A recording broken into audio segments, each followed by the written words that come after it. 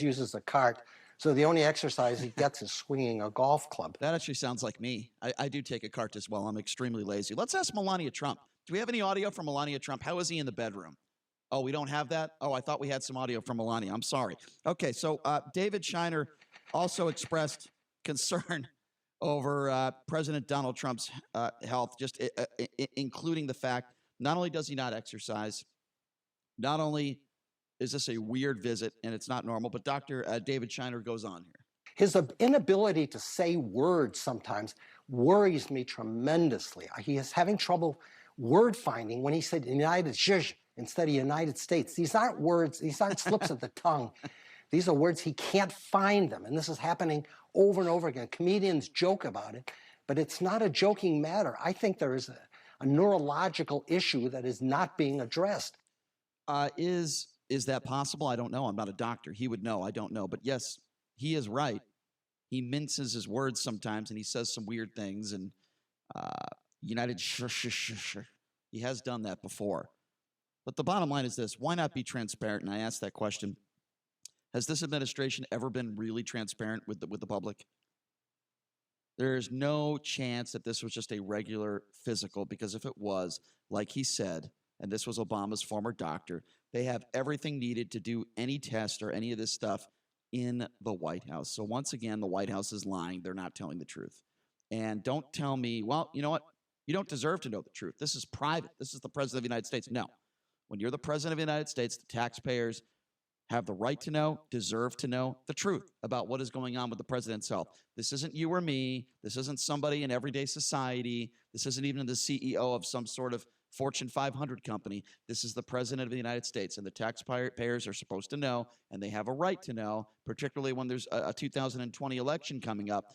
What are the health concerns and what is going on with the president of the United States? You know what? If this doctor maintains this same approach when Joe Biden wins the presidency in 2020, and say Trump gets impeached or what have you, what do you think this doctor's going to say about Joe Biden and his mental gaffes? Because it better be 3 times as bad, because Biden's been much worse than Trump's. I have no idea, but my only response to that would be Joe Biden is not the president. You're right. And You're right. now, but again, this is Obama's former doctor, so there's a little bit of bias there already. Well, now I understand he is a doctor, and I've stated this a couple of times. I said if Trump doesn't stop aggressively taking on it, because he doesn't eat, he drinks Diet Coke, he eats McDonald's constantly. If he doesn't stop taking on all this stress, he's going to get sick, because the guy is 73 years old. But every single major presidential candidate right now, whether it's Biden or Sanders or Trump, even Elizabeth Warren is approaching 70 years old. Everybody that's running for president of the United States outside of Buttigieg and maybe Andrew Yang, they're pretty old. Well, that might be true, but what I want is transparency, and it appears as though we're not getting that in politics today. We're certainly not getting that in the White House administration, and it is important for the voters to know what's going on, and it's another BS report, another BS press release coming out of the White House. We all know that if this was an everyday checkup, a normal yearly exam, it could have been done in the White House, and nobody at Walter Reed knew about it. They're saying nobody at Walter Reed was given a heads up until within the hour that the president was going to be showing up. That tells you right there that this wasn't one of those things where, let's get my yearly checkup since it's a nice Saturday afternoon and I have a little bit of free time. That's absolute crap. Well, that's not what happened here. You know, one of the narratives that's being pushed right now is that Donald Trump is going to leverage this as a scapegoat to have an excuse if he does get removed from office.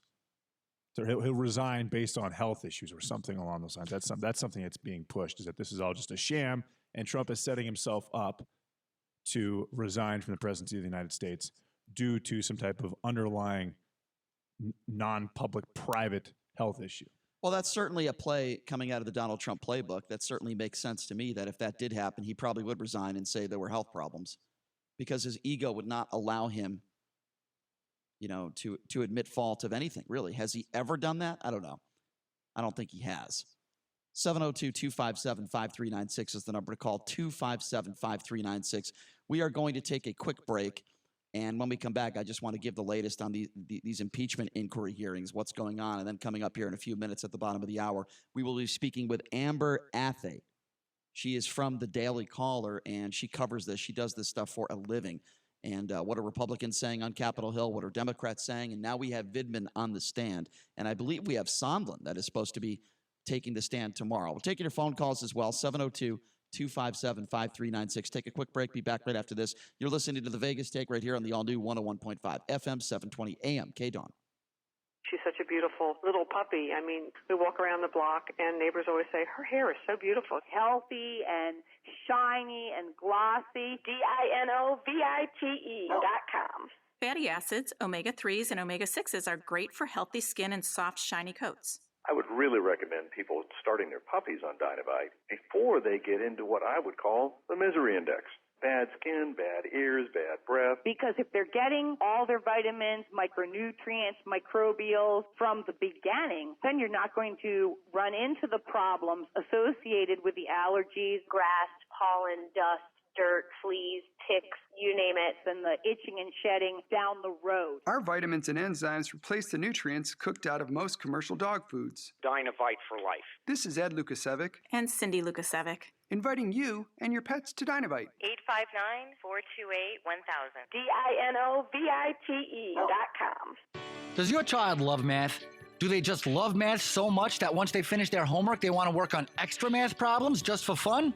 Anyone? If you answered no, then you are not alone. While your child may not think math is important for their future, we know better. That's because Infinity the Math Institute offers the best math tutors in Las Vegas, produces the best results at the best prices for kids of all ages. Infinity the Math Institute does it all. Does your child need prep for the SATs? Right now, SAT preparation classes in November are just $15. Fractions, algebra, geometry, decimals, you name it.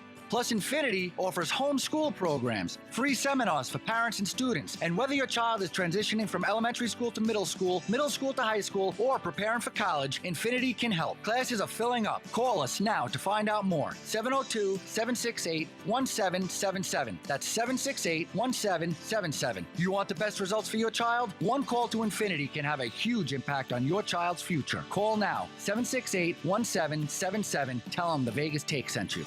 Listen to 101.5 FM, 720 AM K-Dawn, wherever you have an Amazon Echo device. Simply enable the KDWN skill on your Amazon Alexa app. Then say, Alexa, open K-Dawn.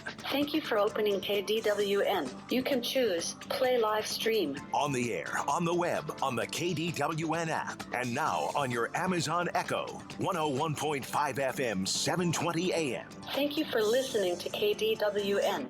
SportsX Radio Nation, what's up? It's Ken Thompson, host of SportsX Radio, reminding you to catch me at my new time, 8 to 10 p.m. for all the local Vegas sports coverage, plus the national scene as well. That's SportsX Radio on the new 101.5 FM, 720 AM, KDWN. Okay, men, time to be an all-star caregiver. Drive them to physical therapy, doctor's appointments. Be there emotionally and physically. Don't give up. Don't ever give up. Caregiving is tougher than tough. Find care guides at aarp.org/caregiving. Brought to you by AARP and the Ad Council. Mark Levin, weekdays 3 p.m. to 6 p.m. Now back to the Vegas Take on 101.5 FM, 720 AM, K-Dawn. You know, Stephanie, he's almost superhuman. All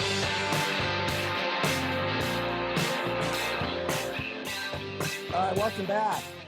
It is the Vegas Take, Sharp and Shapiro. Yeah, according to Judge Janine, Donald Trump is superhuman. He's superhuman. What a joke.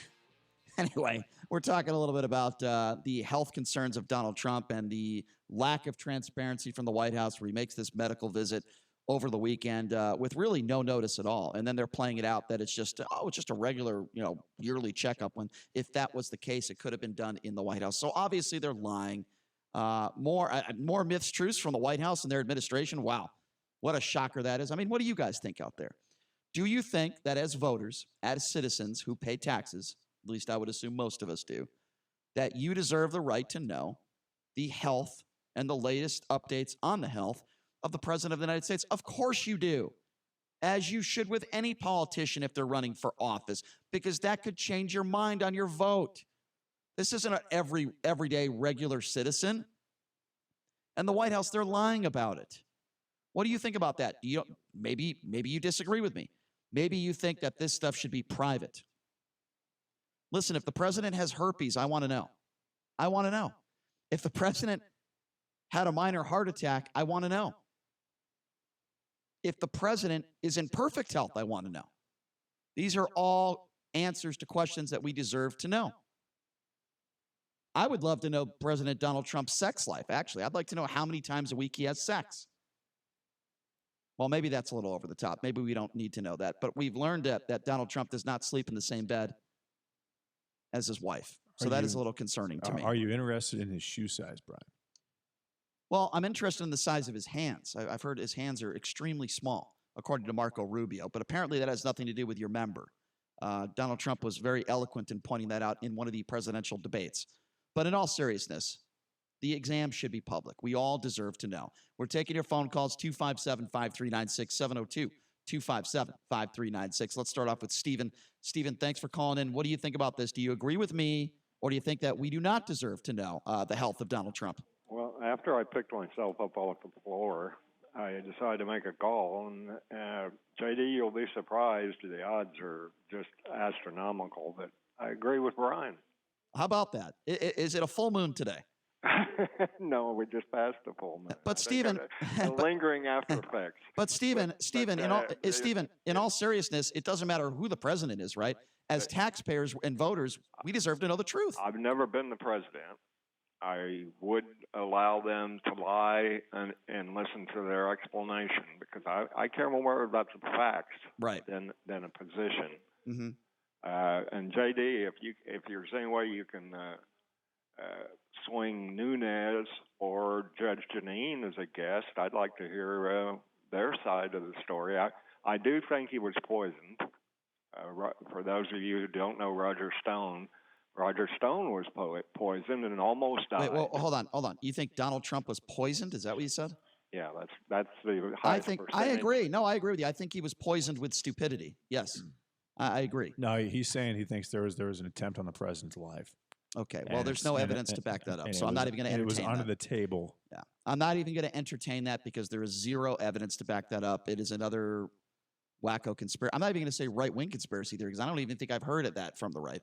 257-5396, 702-257-5396. The call started off so great and it ended so bad. Let's go to Edward. Edward, you're next on the Vegas Take. What's up? What's up, yeah, Edward? I think they do make the results of the annual physical public. It's not unusual, though, for a president to have hidden medical problems, whether it was FDR having polio or Ulysses Grant being an alcoholic or Kennedy having Addison's disease. But, they had that big Democratic meetup at the Bellagio on Sunday. They had practically every candidate, including ones that, no one's heard of, like Admiral Sestak and Biden there. All these. How come you couldn't get one of them to come on your show? Well, I just made some announcements of some of those that we are having on our show. We have reached out to. Who's the presidential candidate you're going to have on this week? Well, we don't have any presidential candidates on this week. I mean, you can't get. Well, I mean, it's just saying that they all showed up at the Bellagio. So you think and because the governor was there, both senators. So you think because all right? So and they hit and run there at the Bellagio. Well, it's not a hit and run. Media. Okay, well, I'm trying to give you my explanation. Just because Joe Biden is in Las Vegas doesn't mean he's going to be doing radio. In fact, Joe Biden rarely does any radio anywhere, let alone here in Las Vegas. Now, look, some of the candidates, and I've criticized some of the candidates, were Booker, for example. We requested Booker to come on our show. And instead, he decided to go on the Wendy Williams show yesterday. I think they're making a big mistake. We are eventually going to get Pete Buttigieg on our show. That is going to happen. We had Seth Moulton on yesterday. He is a former Democratic presidential candidate. We have John Kasich, who's going to be coming on the show Thursday, along with Anthony Scaramucci.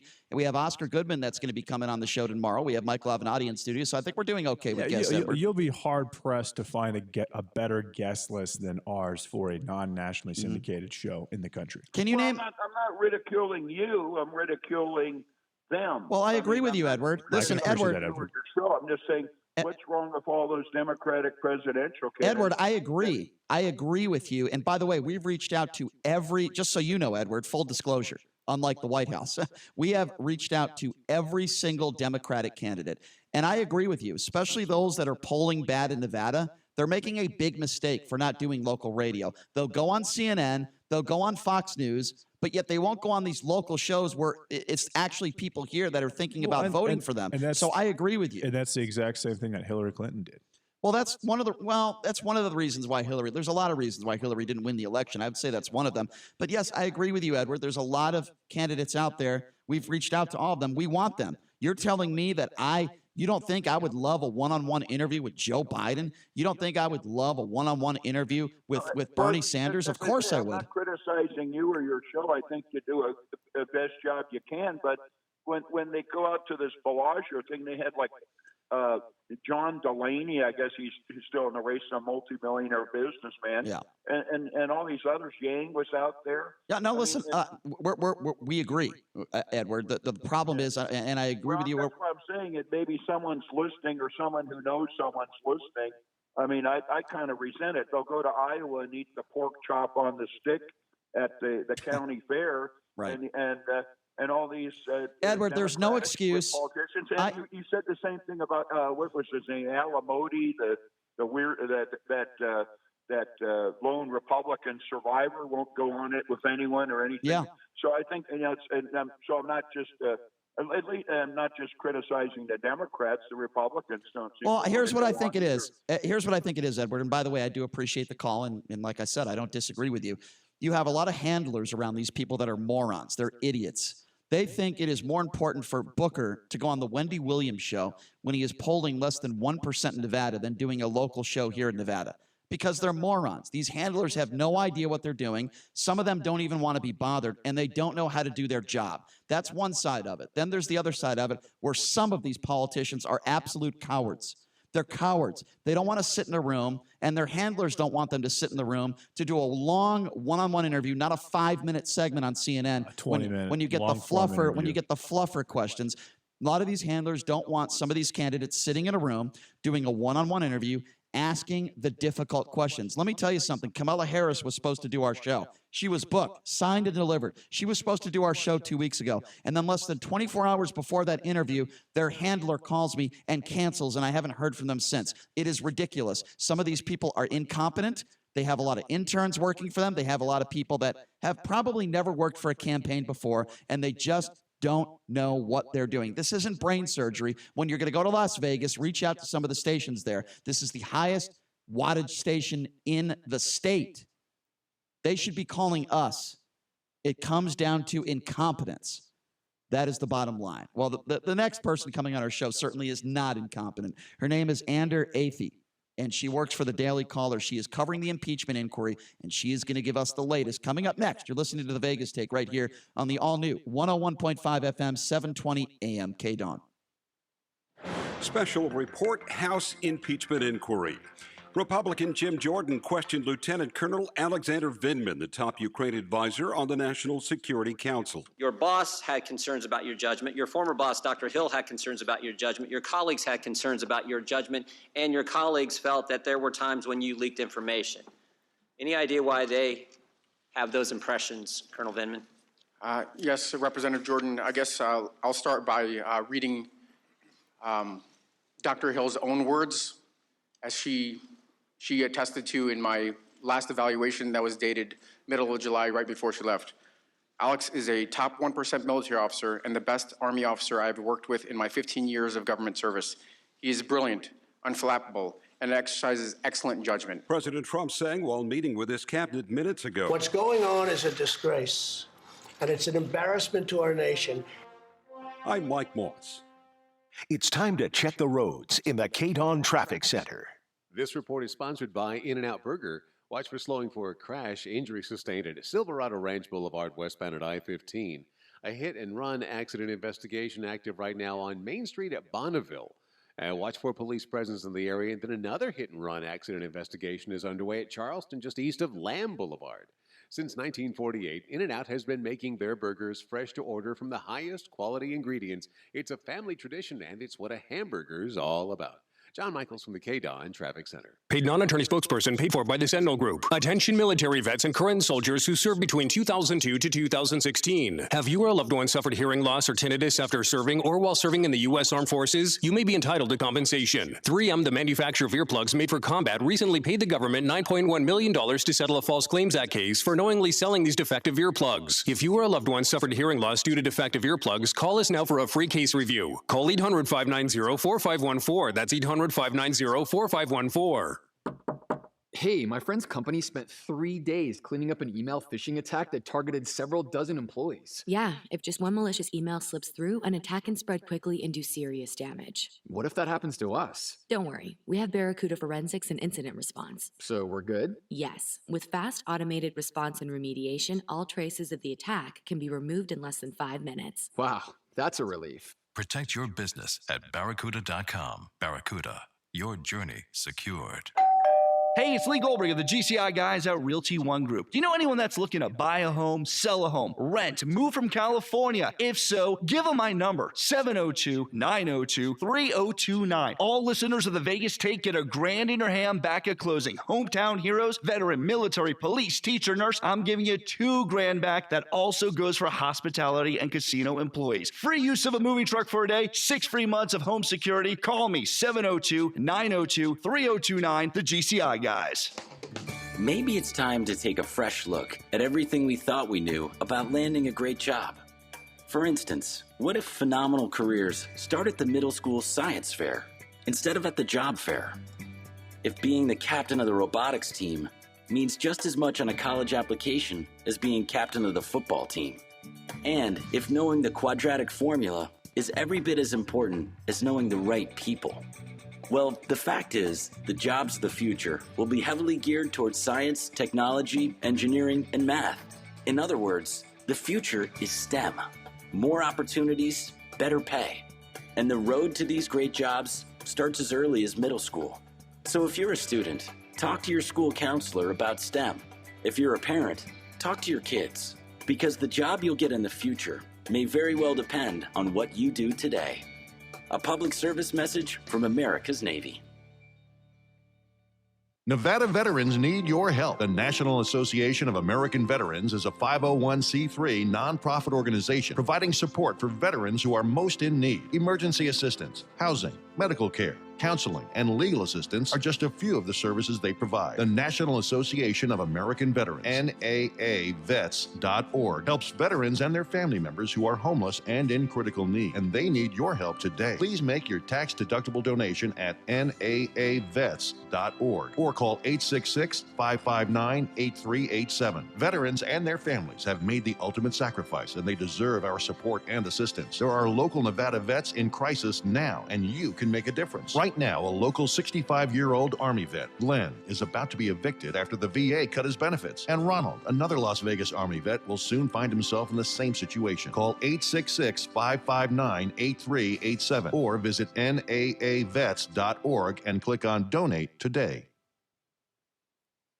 This station is conducting a weekly test of the Southern Nevada, Inyo County, California Operational Area Emergency Alert System. This is only a test.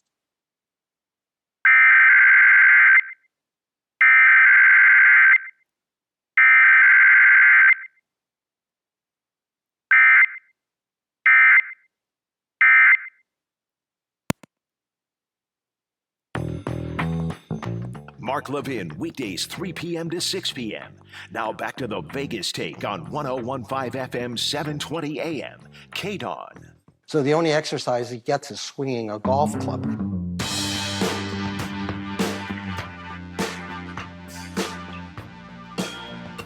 All right, welcome back. It is the Vegas Take. Sharp and Shapiro on a Tuesday. So glad you could join us. A reminder, coming up in hour number 2, the Minister Stretch Sanders will be joining us. I know he has plenty of opinions on this whole Colin Kaepernick, as I like to call it, a sham over the weekend, a PR stunt, wearing a Kunta Kinta shirt. So we'll talk to him about that coming up in hour number 2. I promise you it'll be explosive because I know we're going to disagree on this one. But as you know, these impeachment inquiry hearings continue right now as we speak on the stage. Vindman is up there testifying, and I believe it to be very credible testimony. Let's find out what they think from the Daily Caller. Right now joining us on the line, she does a great job as a political reporter covering these proceedings, and we appreciate her taking some time to join us. Amber Athey. Amber, thank you so much for being here. We appreciate it. How are you? I'm doing well. Thanks for having me. Sure. So Absolutely. Can you set up for us what is going on today? The people who are testifying and who will be testifying later on this week. Sure. So who we're hearing from today is Jennifer Williams. She's an aide to Vice President Mike Pence, detailed over from the National Security Council. And then you have Lieutenant Colonel Alexander Vindman, who's also a member of the National Security Council. And both of these individuals are actually the first to testify in the public impeachment inquiry that were firsthand witnesses to President Donald Trump's July 25th call with Ukrainian President Volodymyr Zelensky. So these are the first two firsthand witnesses that we've actually heard from, at least out in the open. And basically they're testifying to both the call as well as the context that surrounded it, including the conversations and concerns that they had with other individuals after that call was made regarding whether or not the president was participating in a quid pro quo arrangement with Ukraine. Gotcha. Okay, so now I have not been able to watch any of the proceedings this morning. We've been on the air. One of my friends, who does happen to be a Democrat, full disclosure, said, quote, "The Republicans have reached a new low, attacking a member of our military for wearing his uniform and asked to be addressed by his rank. He says every American should be disgusted and outraged by this cowardly act." Would you agree or disagree with that? Well, my understanding was that the person he's referring to is Nunes, who called him Mr. Vindman instead of Lieutenant Colonel Vindman. It just looked like an oversight to me. I don't think he meant it as a disrespect or anything of that matter. And I haven't heard anyone attack him for wearing his uniform. In fact, Republican Representative Chris Stewart just lauded him for wearing the uniform, noting that he thinks it's an important reminder of his service. Oh, that's important. And by the way, I'm glad you said that, because that's very, very important. And I think everybody should treat this man like that. What do you make of this, though? What do you make of some members on the right that have attacked this man? And this happened, a few weeks ago, where even some that are paid employees of CNN were attacking this guy and saying that maybe he is not, pro-U.S. He's more pro-Ukraine, even though he risked his life for this country and he's got shrapnel in his body. What do you make of some Republicans? Obviously not all of them, but a handful of them that have gone after this man, for somebody that risked his life for this country? Yeah, here's the thing. I don't think it's appropriate to question his dedication to the United States. I think what's more important is if you're going to attack this person or criticize him, it should be based on the merits of his testimony. Sure. And thus far, at least in today's hearing, that's been the bulk of what's happening. The Republicans have pointed out that perhaps Vindman's concerns about President Trump's phone call with Zelensky were more about foreign policy disagreements, more so than the president doing something impeachable or immoral or unethical. Mm-hmm. Yeah, and that's fair, and I think you're right about that. You should be able to question his testimony. That's what this is all about. We want to get the facts, and we want to understand what is going on. So Sondland, correct me if I'm wrong, you said Sondland is testifying tomorrow? He's testifying Thursday, I believe. Thursday. Okay, so I would imagine, and you correct me if I'm wrong, Amber, but that is going to be the biggest witness thus far. I mean, you would think, right? I mean, he changes his written testimony. We really don't know why he decided to do that, but he switches it up. This is someone, like you said, with firsthand knowledge. For the Democrats, anyway, they're really counting on this guy, are they not? Of course, and I think what they'll probably focus on are the fact that he was in those text messages with other ambassadors discussing the president's motivations, because, of course, we already have the call transcript. So even though we are hearing from people who were on the phone call listening in on July 25th, we already know the contents of the call because of the transcript that was released, which both Vindman and Morrison have said they believe to be completely accurate. What these other individuals can testify to, whether it's Bill Taylor last week or Sondland on Thursday, is that they were supposed to be actually enacting the president's policies and trying to determine what his intent was when asking for those investigations. Was he trying to use a foreign power to investigate a political opponent and meddle in the election? Or was he trying to, as Republicans have claimed, merely root out corruption in a country that has been known to be very corrupt? If we're just joining us, we are speaking with Amber Athey. She does a great job for the Daily Caller in covering this. Okay, so Amber, you've been covering all this up since day one. I want to just get your personal opinion on this. I mean, obviously, there's a lot more testimony. There's a lot more evidence that we may or may not see. But with that being said, where do you see this thing going? Do you think that there is a strong possibility, based on what we know, what you know at this time, that there is a chance that the president could possibly be impeached? Do you think it'll ever pass? Do you think that there will be a few Republicans' minds that could possibly be changed after hearing all this testimony. Where do you see this thing going? I see most people standing exactly where they did when this transcript was released.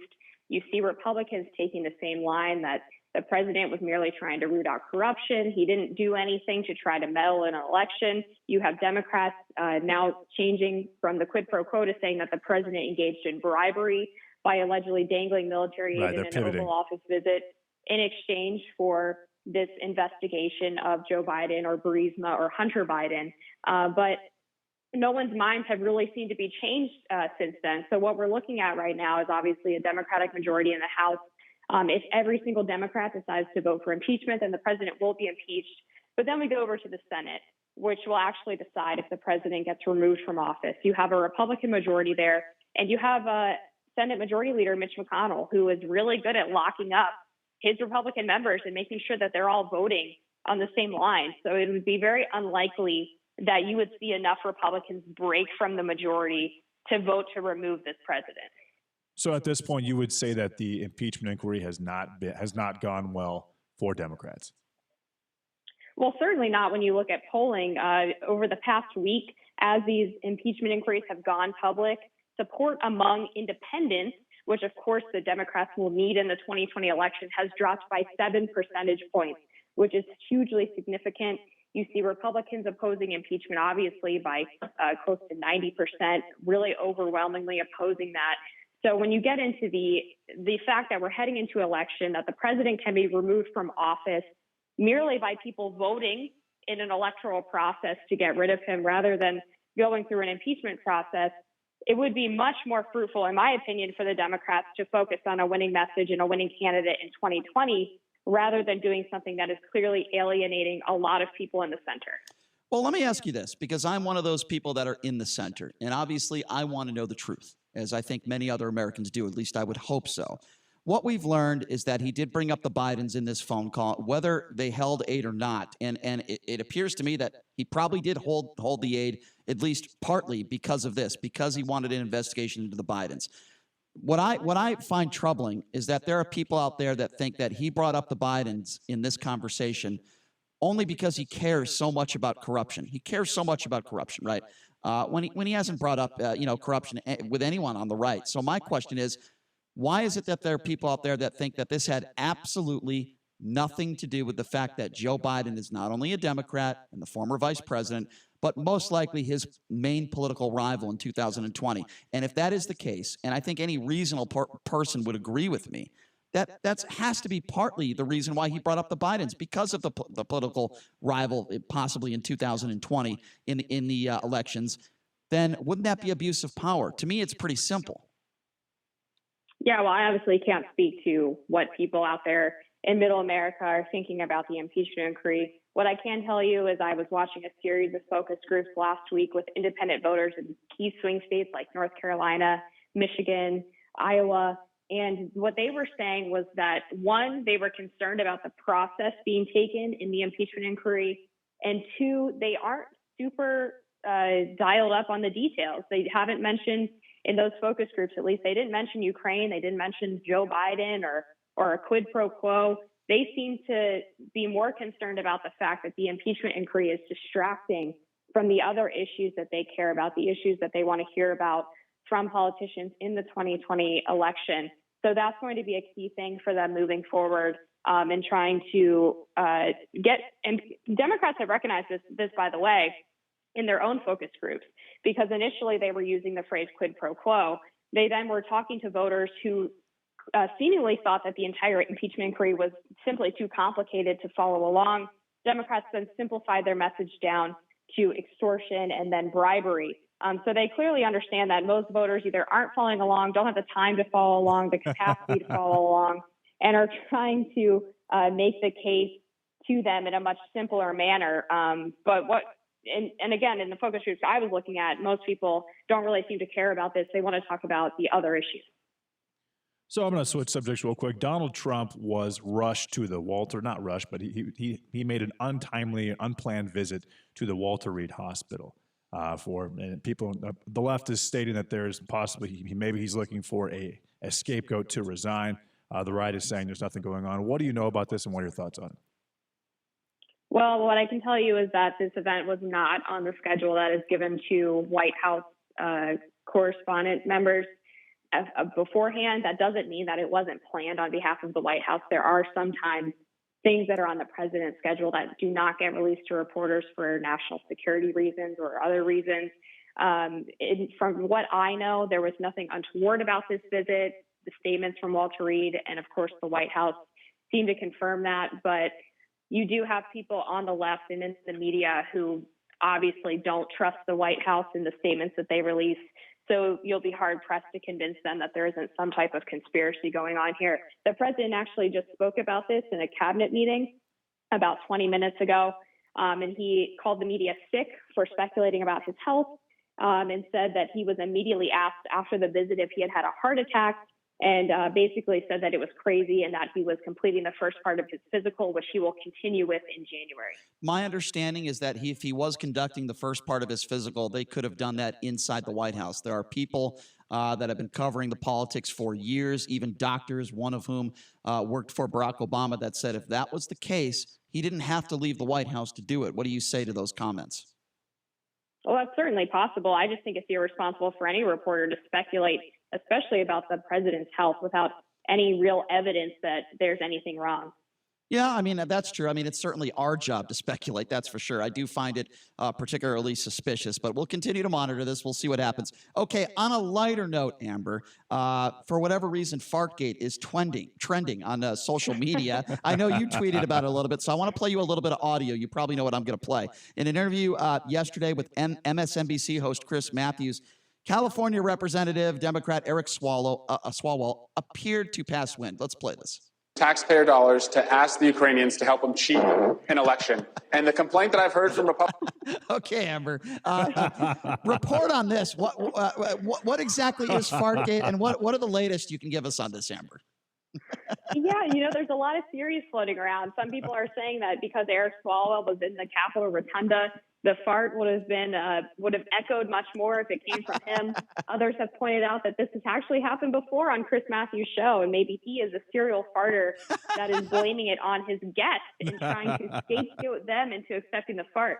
Eric Swalwell has claimed that it was not him, that he did not hear it when it happened, which I am very skeptical of because you can see a slight smirk on his face after it happened.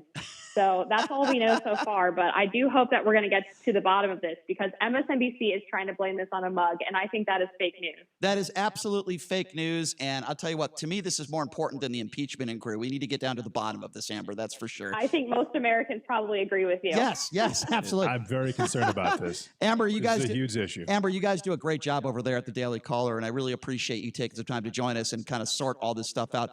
Thank you so much for your time. We really appreciate it. Thanks again for having me. All right. Appreciate that. Thanks a lot, Amber. There you go. Amber Athey from the Daily Caller. They really do a wonderful job in kind of laying everything out when it comes to the impeachment inquiry, everything that is political news today, not just the inquiry, everything. They do a fantastic job. So we do appreciate Amber's time in talking about all the issues of the day. See, to me, I just try to, somebody might say, well, Brian, you're oversimplifying this impeachment inquiry. You're oversimplifying what's going on here. No, I don't think I am. But I think there are a lot of people out there that really don't understand the true gist of what's going on here. It appears as though, based on the evidence and based on more testimony, that Donald Trump did in fact withhold aid with the Ukrainians because he wanted an investigation into the Bidens. Now, it's also very simple. You cannot convince any reasonable human being that Donald Trump brought up Joe Biden just for corruption because he cares so much about corruption. That is an absurd take. It is an absurd opinion. There's no question that he brought up the Bidens because Joe Biden is a Democrat and he's one of Donald Trump's political rivals. Any reasonable person that is not biased would come up with that conclusion. And after you come up with that conclusion, you have to say to yourself, wow, that has to be abuse of power. And if it is abuse of power, it absolutely can be an offense that could take you up to impeachment. You don't have to necessarily commit a crime to be impeached. Now, with Bill Clinton, it was very cut and dry. But I'm going to tell you something, guys. I would rather have the president of the United States cheat on his wife in the Oval Office and lie about it. Now, I'd rather that never happen at all, of course. But I would rather have somebody like Bill Clinton lie about getting oral sex in the Oval Office than to withhold aid for political gain. To me, withholding aid for political gain is one of the worst things you can do as the president, because you're putting yourself before the United States of America and to other countries and other people in harm's way. So you have to ask yourself that question. Yes, I know there are plenty of people out there that are Donald Trump supporters that think the man can do no wrong, right? When he said, I can shoot somebody on Fifth Avenue and you're still going to vote for me. I'm not talking to those people because you're never going to change their minds. They're stubborn. And I understand that there's people that are so far on the left, it doesn't matter what good or what Donald Trump does, everything he does is wrong. And make no mistake about it, I'm not one of those people. But to me, this is very simple. Now, I'm not a Donald Trump fan. I'm going to be honest with you. I'm not a supporter of his. I'm not a fan of his for the way he treats people and the way he has treated people his whole life, the things he said, the people he attacks, so on and so forth. But this is not that complex as many reporters, and I understand why Amber said that. A lot of people aren't following this maybe as closely as they should. In very simple terms, the evidence is overwhelming that he withheld the funds, withheld the aid, because he wanted an investigation into the Bidens. Him just saying what he said in that so-called transcript is enough. There's definitely a part of it is what, because he wanted the investigation into the Bidens, because the investigation into the Bidens, as you stated yesterday, did not even take place. It was very, very minor. If he cares about investigations and he cares so much about corruption, then why didn't he go after people in his own administration that are now in jail? And she said this, but America, the majority of America cares about getting things done in America, and this is doing nothing. I think this is helping the Democratic Party. That's all it's helping. It's not helping anybody. What's being addressed? I mean, look at is our government working on any type of issue right now? Are we passing any laws? No, we're focusing on this for months and months at a time. How about the past 2 years? It's all about prioritizing what is helping them and what is helping their pocketbook, and this is helping nobody right now because everything's just stagnant. Well, I think you can blame the president for that because I don't think this is helping the president. The president's been attacked. He's been attacked from the media for 2 years simply for winning the election because they thought he wasn't going to win. That's a ridiculous talking point. He hasn't been attacked because he won the election. Brian, he's not true. He has been attacked every single day. You know, I tried to look up positive things about Donald Trump's presidency a couple of days ago. I had to go to page 27 of Google to do so. Let me ask you a question. Do you know why that is? What do you think because Fox News did? The mainstream media is going out of their way to make him look like he is a totally incompetent, invalidated president. Well, he is. He is. Based on what? He is incompetent. How is he incompetent? How about this impeachment inquiry alone? He's the one who brought up the Bidens. Nobody forced him to do that. You've said it yourself. He didn't have to do it. He looked into. I don't think he needed to look into the Bidens at all. Idiotic. It was a horrible decision. I thought he was going to win. I think he's going to crush him regardless. After he gets out of this scot-free, which I believe he is going to do. And you're making my point for me. He should have never brought it up. He should have been known better. He should have never brought up the Bidens. He was looking into corruption. Oh, please. For a politician who has been in office for almost 40 years, absolutely Brian. Nonsense. How about all the Brian, people? Joe Biden said, I'm not going to give $1 billion to the Ukraine unless within 6 hours this particular prosecutor is fired because he didn't have to say that because he might be corrupt. He didn't have to say that. But there was no thorough investigation into that particular situation. Actually, there was an investigation. No, it wasn't. It was not very thorough. There was an investigation, and it ended. It ended almost immediately. It ended with no findings. That's right. It ended with no findings. And House Democrats were actively involved. So you're defending the president of the United States bringing up Joe Biden in that conversation and withholding aid. You're defending him doing that. You don't have a problem with that. I said looking into corruption. Do we know for an absolute fact that he withheld aid? Let me ask you a question. No, do we know for an absolute fact? Based on evidence, based on witnesses that believe that he cared more about the Bidens than actually the Ukraine. Absolutely. Because in their opinions, are they biased? Well, we're going to have firsthand knowledge coming up on Thursday. In their opinion, he cared more about the Bidens than Ukraine. That means that he withheld aid? Yeah, according to several witnesses. He wanted to have an investigation started that he believes ended too quickly and do his potential. And you don't think that has anything to do with benefiting him? Give me a break. Are we being serious here? No, I don't think that Joe Biden is even a threat to Donald Trump at any point. Okay, well, that's you. I don't think that he needed to do that. That's you. Well, okay, obviously, and you're you, and our listeners are themselves. Obviously, he didn't have to do that. Obviously, it was an idiotic decision, and it's why he's in the mess he is in right now, and it's why we do have the distraction we have. I'm not going to blame the Democrats for opening up an impeachment inquiry. You know who I'm going to blame? The person who brought up Joe Biden in that conversation. Right, fine. That's who I'm going to blame. But you can't say that anything is getting done and this is good for the country because it's not. Okay, it's ineffective. And the average person listening to our show or across the United States is thinking the exact same thing. because they don't care. They care about what affects their lives, not Okay, we got to take a break. not what appeases the left-wing media. All right, we got to take a break. I completely disagree with you, but we are going to continue this conversation. These impeachment inquiry hearings are not going away. Coming up next, guys, this is going to be a lot of fun. It is our weekly segment with the minister himself, Stretch Sanders. We're going to get into this Colin Kaepernick thing, and I have a feeling we might disagree on that. We'll take a break, be back right after this, and we'll take your phone calls. You're listening to The Vegas Take right here on the all-new 101.5 FM, 720 AM, KDON. Warning, this product contains nicotine. Nicotine is an addictive chemical. The world is changing. Isn't it time smoking changed too? Vuse Alto is a vapor product offering you a satisfying alternative to cigarettes. Simple to use, surprisingly quiet, and impressively powerful. Our best vapor yet and our best price ever. 99 cents plus tax at participating retailers. 99-cent offer applies to Alto device. Pod sold separately. Underage sale prohibited. Are your investment dollars really going to work for you? The average Vestar Tech client gets 78% annual returns. That's right, 78% annual returns for over 2 decades with a recession-proof investment class they just started offering to the public. And for a limited time, you can begin enjoying these amazing annual returns. Call now for more info and to take advantage of 6 months absolutely free. This offer won't last, so call now at 888-88-PROFIT. Call Vestar Tech now. That's 888-88-PROFIT. Looking for that perfect new piece of furniture for your home? A New Concept Furniture is the place to start and end your search. They'll beat any price on the internet, and they're here locally, so you can feel what you're buying first. Go to A New Concept Furniture today at 4255 South Grand Canyon to see for yourself the slick, modern, shiny store that mirrors our shiny city. A New Concept. Check out their showroom or call them at 702-570-2240. That's 702-570-2240. If your retirement plan is on set it and forget it, it's time to take control. Tune in Saturday at 4 p.m. for Financial Safari with America's Wealth Coach and best-selling author, Coach Pete D'Aruda. For more than 25 years, Coach Pete has been helping people just like you plan for retirement. Join Coach Pete every week as he discusses topics like why your retirement plan should also be an income plan and how to make sure you're getting the most out of your 401k. Financial Safari with Coach Pete, Saturday afternoons at 4 on KDWN 101.5 FM and 720 AM. Hi, I'm Jennifer Morse, the Executive Director of the Josh Stevens Foundation, born out of the heart of a young boy, Josh Stevens, who passed away in a tragic accident a month before his 13th birthday. The Josh Stevens Foundation is now spreading kindness on school campuses in more than 12 states and 350 schools. Help us to spread kindness with the Josh Stevens Foundation. You can do this by signing up to volunteer through our website, purchasing one of our Be Kind shirts through our online store, or encourage your school to join our Be Kind program and become a Be Kind school at joshstevensfoundation.org. We'd love to hear from you and appreciate all of you continuing to spread kindness throughout our community. Distracted driving means danger, recklessness, irresponsible, chaos, police, devastation, injury, tears, death.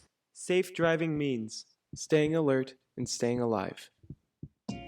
Visit StopTextStopWrecks.org, a message brought to you by the National Highway Traffic Safety Administration, Project Yellow Light, Noise, and the Ad Council.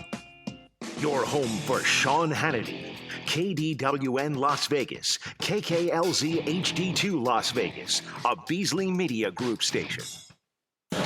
Special report, House impeachment inquiry. Lieutenant Colonel Alexander Vindman was questioned about being offered the defense ministry post in the Ukraine government. The whole notion is rather comical that I was being asked to consider whether I'd want to be the Minister of Defense.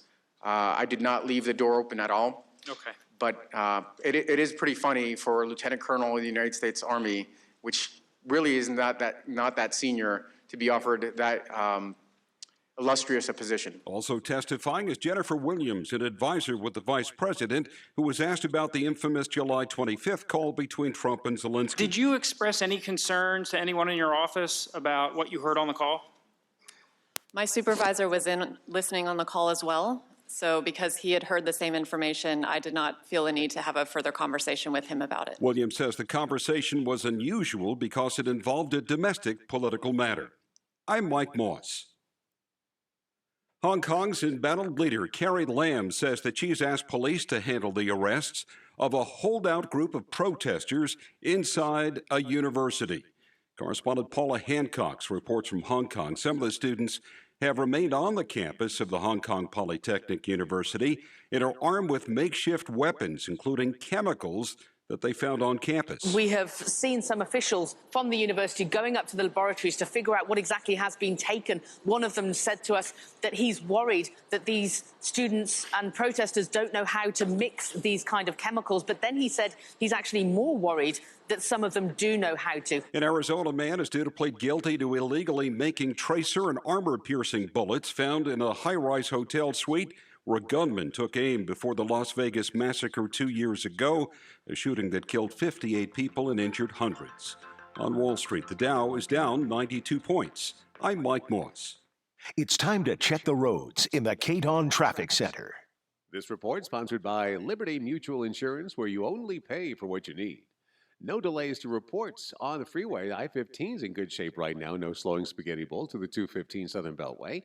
Some light slowing on the 95 in East Valley northbound past Eastern to the Spaghetti Bowl, but that's just volume. A hit-and-run accident investigation continues on Main Street at Bonneville. And Liberty Mutual Insurance customizes your coverage, so you only pay for what you need. Go to libertymutual.com for a customized quote, and you could save. I'm John Michaels from the K-Don Traffic Center. For more than a year, the whole of Vermont was captivated by the hunt for a runaway golden retriever. Read Catching Murphy, the latest book from the Associated Press, available now exclusively at Amazon.com. This is Harry Jacobs from Credit Restoration of Nevada, inviting you to join me for the Credit Show, Saturday mornings between 9 and 10, here on the new 101.5 FM and 720 AM, K-Don. Okay, grab a pen and a paper, because we're going to lay it on you straight up. Everybody wants to know how much a loan from Dollar Loan Center really costs, and it's way less than most people think.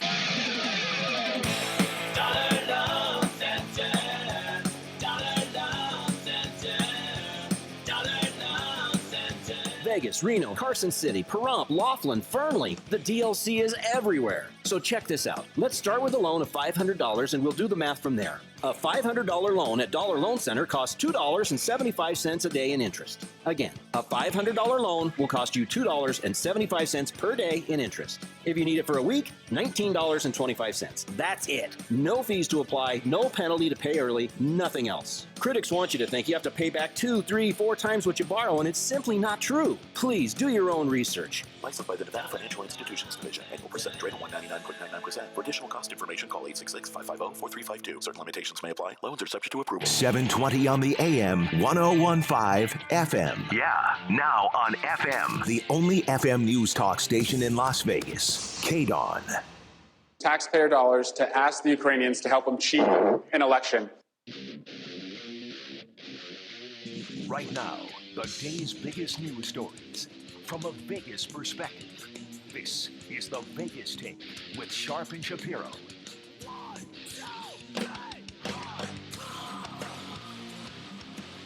All right, welcome back. It is the Vegas Take. Sharp and Shapiro rolling out hour number 2 on a Tuesday. So glad you could join us. We are also broadcasting live on our YouTube page, the Vegas Take page, if you want to watch and hear at the same time. Watch and listen at the same time. Imagine that. Imagine that technology. Anyway, welcome back to the show. This is one of our hours that we love to have every week, and it is joining us right now in studio. He is a activist. He's done a lot of good things for a lot of people here in Las Vegas. He is Minister Stretch Sanders. Stretch, thank you so much for being here. How are you? Good morning, guys. Bless you. I'm glad to be here. Always a pleasure. Always a pleasure to have you, and you're always so well dressed. I'm always so jealous. I need some help with that. All right, let's start with Colin Kaepernick, because this is the big story. I'm pretty passionate about this. And this is, of course, Colin Kaepernick over the weekend.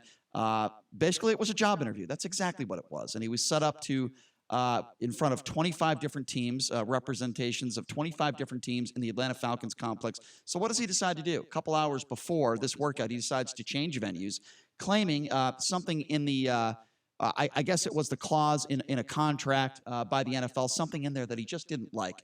Very suspicious. So he decides to change to another venue because he claims he wanted the media there, yet he has done literally no interviews. So all of a sudden he cares about the media. The worst thing about this whole thing was he's wearing this Kunta Kinte shirt. Let's be honest, and let's make no mistake about it.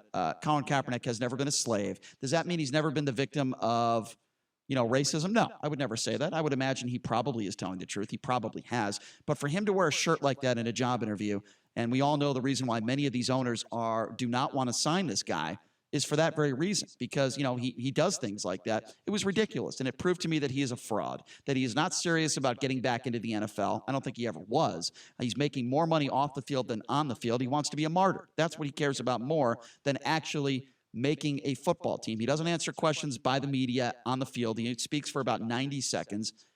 And I think it was disgusting for him to wear that shirt. And there are many African Americans that agree with me that were actually on his side up until now. And they're very frustrated with him. They're very upset that he wore that shirt. And he made it out more to be about him, and it made it out to be a PR stunt than actually playing in the NFL. Okay, Stretch, what do you say? So I haven't saw the shirt. I did see the interview he did when he had the football shirt. So you're not talking about that? No, he wore a Kunta Kinte shirt, a reference to slavery that he wore during the workout. Completely unacceptable. And I compare it to wearing a Fidel Castro shirt, a man who massacred millions of people. Now, when you say Kunta Kinte, you mean like Kunta Kinte was a fake character of the movie Roots, so it was like it's a reference to slavery of a slave. Yes, it's a reference to slavery. There's nothing wrong with that, because that's to a job interview. I mean, at the end of the day, this is where Colin stands, and this is why I agree with him. He's not to be controlled. See, what we don't like, the NFL is ran obviously by white, rich, elite men, and Colin feels if he's going to play the game, he's going to play on his terms. You can't do that. That's the employer, though. You can't have that attitude. But he's the act, and he has more power than we may give him credit, and that's why the teams have to do what he wants. See, that's not true. When you're in a position of power, you can do that. But that's not true, though. He can't do whatever he wants. He's getting a paycheck from the NFL. In what job can you show up to your boss and say, I'm going to do whatever I want? There's no difference here, Stretch. But NFL, you can't compare that job as somebody who works at a corporate office. There are people that own the team, just like there are people that own companies. It's the exact same thing. People are paying for his talent. So you think if you had a job interview, you would show up in a Kunta Kinte shirt, and you think that's appropriate? But if I'm in that position, culturally, Colin has always wore different clothing like that, right? He did a press conference before where he had a black suit on with a picture of Chairman Fred Hampton of the Black Panther Party at a press conference. So he's always been into cultural awareness and things like that. I understand, but a press conference is very different than a job interview. He definitely expresses himself politically through his attire. You would agree, though, that he also owns about 500 pairs of shoes. So what message is that? Why are we bringing up slavery again? Why would he do that in a job interview? It's not my fault that slavery happened. It's not the fault of these people that run NFL teams that slavery happened. What are we trying to put white people with white guilt? I had nothing to do with slavery. I wish it didn't happen. But as far as, today, I don't want to hear about slavery. I want to know what's going on today. Colin's a hero to me because, number one, he sends an example that he takes a knee. So let's go back, right? He takes a knee to protest police terrorism and the injustice that black people face by police. And what are his solutions? And by doing that, he raised mass awareness, right? And he wasn't, let me be clear, he wasn't the first athlete to do that. I don't understand what that means. I don't understand what that means. He's taking a stand, not just for black people, but for anybody of goodwill who wants to eliminate racism. And he's also showing, too, that you can use any platform you stand on to fight for racial justice. Your definition of hero. Why he's a hero. Okay, I respect your opinion, but I disagree with you 100%. My definition of a hero is very different than your definition of a hero. You know what a hero is to me? Someone who risks their life or does something and put themselves in harm's way to help others. He didn't put himself in harm's way. What did he do? He sacrificed his career. You know what? He sacrificed his career. He was a backup quarterback in the NFL. His career was ending very shortly. He's made more money off the field than on the field. That is no hero. A hero, I'm tell you something. If he was a hero, he wouldn't have taken that contract with Nike. He wouldn't have made more money off the field than on the field. If that was the case, I would agree with you. And in regards to being a hero, what has actually happened with this issue? You say raise awareness. Okay. If you didn't think that there was racism and there were issues between law enforcement and minorities, you're a moron and you're probably a racist yourself. Do you really believe there's some racist in Alabama, right? But no real celebrities and no athletes are speaking out on it. So it took Colin Kaepernick. Colin Kaepernick's doing the same thing that John Carlos and Tommy Smith did with the Olympics for raising the black fist. He's doing the same thing that Muhammad Ali did with refusing to draft. But he's not doing the same thing that Muhammad Ali did because Muhammad Ali spoke to politicians. He actually did a lot more for his cause. Colin has camps. He does Know Your Right campaigns. He hasn't spoken to one politician. He hasn't gone to one police precinct. He hasn't spoken to one police chief. Well, we don't know that to be factual. And secondly, no, we do because he was asked about that. Politicians to bring change. So what has he done? He's brought awareness. And have any laws changed on the books because of him? Have any laws changed on the books because of him? But understand this, though. Conversations like what we're having right now We're having this conversation now because of his awareness. We had it after Rodney King, too. This conversation has been ongoing for years. I disagree with you. This has been going on for a long time. I have a problem. Like I said, I respect your opinion, but I have a problem with you calling Kaepernick a hero, someone who's made more money off the field than on the field. If he really, truly cared about this issue, he would do what hundreds of other NFL current and former players have done. You know what that is? They've gone to Washington. Mm-hmm. They've gone to local police precincts. Yes, he's donated some money for charity. He's done some charitable contributions. Question. Throwing money at some of these, communities is not going to solve the problem. If you're an advocate for social change and you don't go to politicians, then you're not being productive? We're not talking about you now. We are talking about Colin Kaepernick, who has a huge, major platform. We're talking about someone who has the ability to speak to President Trump. You're talking about someone who has the ability to probably to speak to any politician he wants to go into any local precinct. They will listen to him. He has that platform. We're not talking about some everyday Joe. Eventually he will, but I also think that we need to... I don't think so. I disagree. We need to never, ever underestimate the power of awareness and the power of influence. What he has done is he's taken a political platform. Many athletes that are on his level are cowardly. They're afraid. This man sacrificed his job. So the Nike campaigns, everything he's getting, he deserves that because he took What do you mean stand. he sacrificed his job? He had a chance to stay in the NFL, and he did that with his contract where he decided not to continue that contract. Not a slave, and that's what we need in the athletics.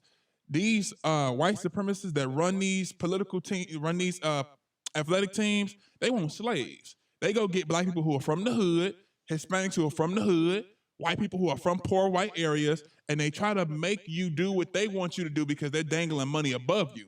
Colin Kaepernick is saying, no, no, no, no, no. You can be rich, but we're going to be partners. It's a partnership. You want my talent. He don't need the check, and they're not used to that. They're used to people who are scratching when they don't itch, laughing when it's not funny, bending when they shouldn't bend. And he's saying, I'm not the athlete who don't have the intelligence and who doesn't have the platform that has to be forced to compromise. We've heard influential TV talk show hosts like Steve Harvey say, this is the money game, right? Colin Kaepernick is saying this is not the money game. He's saying what Monique said, this is the integrity game. So he's standing on integrity, and he's saying, I'm not finna buck dance and shuck and drive because you want to pay me. So that's why it's taken 3 years of debates and 3 years of them negotiating because he refused to be controlled. And there's an old tune that says, he who pays the piper controls the sound. So because they figure that they can pay him, they can control his sound. But the difference is, without his talent, you don't have a business. If everybody on the NFL boycotted right now, the NFL goes out of business. And so he has the wisdom, the knowledge, and the understanding to understand, hey, I'm not just an NFL player. I'm not just an athlete. I actually have a voice. And I'm going to use that voice to stand for justice for my people and oppressed people. So that's why he's a hero, and that's why I respect and salute him. There's a lot you said there that I want to address, but if you're joining us right now in studio, it is the Minister Stretch Sanders. We're talking about Colin Kaepernick, and we will open up the phone lines to you. I say that Colin Kaepernick is pathetic. I think he's a liar. I think he's a fraud, and I think he's in this for himself. And we're taking your phone calls on this. Obviously, Stretch disagrees with me. What do you think about it? Let me just give out the number first. Do you agree or disagree with me? 702-257-5396. Again, that number to call if you want to be a part of the conversation. 702-257-5396 if you want to be a part of this discussion. JD, go ahead. I don't think that he's a fraud necessarily, but I don't think that he is. I look at it from a football perspective. I don't think he's a great football player. He led the league in fumbles his final year. He's never been able to break down a coverage. I don't believe he's smart enough to be a professional quarterback. I think he's an interception or a turnover waiting to happen. I think if you look like a Kyler Murray or a Deshaun Watson or a Lamar Jackson, I don't think that Colin Kaepernick has the athletic ability to make up for what he lacks mentally, at least on the football field. But off the football field, obviously, yeah, I think you're right, Stretch, that he has definitely created – I mean, he's definitely created more awareness to this issue. I mean, that can't be denied. I mean, Nike did a Grammy-winning campaign. But awareness isn't enough. An Emmy-winning campaign. No, I mean, but I think that he has increased the amount that people are thinking about how poorly African Americans are treated by police officers. Okay, but again, awareness is not enough. I agree with JD. It still matters to a degree. And now, have laws been changed? No, but he has definitely been a part of that. But I do think that he kind of baits though. You know, with wearing the shirt that he wore and the Fidel Castro socks. I think he likes to kind of create chaos. He's a bit of a merchant of chaos. I don't think he creates chaos. But You don't think my wearing a issue, Kunta Kinte shirt is creating chaos? My issue with him is that from a purist football perspective, he just is not good enough. And I watched I watched that workout, and he had a couple of good throws. I mean, he's still got an elite arm, like a very strong arm. But I agree. We could go into the weeds we can go into the weeds of how good of a quarterback he is. But that's why he's to me not, that's not the big issue. But that's why he's not signed. It's not because it's because he could definitely play in the NFL. But the risk isn't worth the reward right now. And he's a bit of a cancer in the locker room, and his talent doesn't outweigh the negativities that come along with it. The only team that should sign him is a program who needs notoriety and who needs attention to themselves. I understand. Like the Cincinnati Bengals, who are 0-10 currently. Like that would make sense. But besides that, no NFL team, I don't think, should take a risk on Kaepernick because he's not going to produce on the field, in my opinion. I understand what you're saying. I don't want to sit here and break down his arm. I think we all could agree, if not for this issue, he probably would be a backup quarterback somewhere. He's no better than that, and I would just leave it at that. But with that being said, may I add this? Yeah. So I agree with JD in some instances. Brian, you say that awareness isn't enough. Of course awareness isn't enough for you. Awareness is important to the Black community because at the end of the day, we have not had certain opportunities to be exposed to knowledge to change our condition. Secondly, I will add this. The Bible says, as a man thinketh so in his heart, so is he.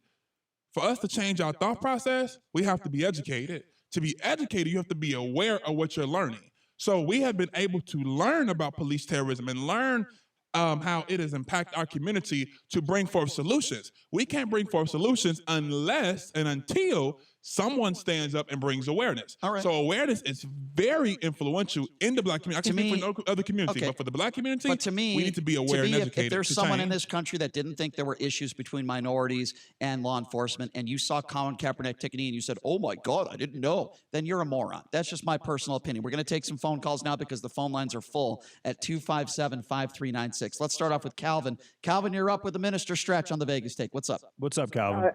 I just don't understand why you're so hard against this man for standing up for a right that the United States provides. That's not true. That is. Yes, it does. No, it's not. The right for him to voice his Not if opinion. you're receiving a paycheck. Your bosses have the right to tell you you're not allowed to take a knee if they think it's hurting their product. That is not You know true. what?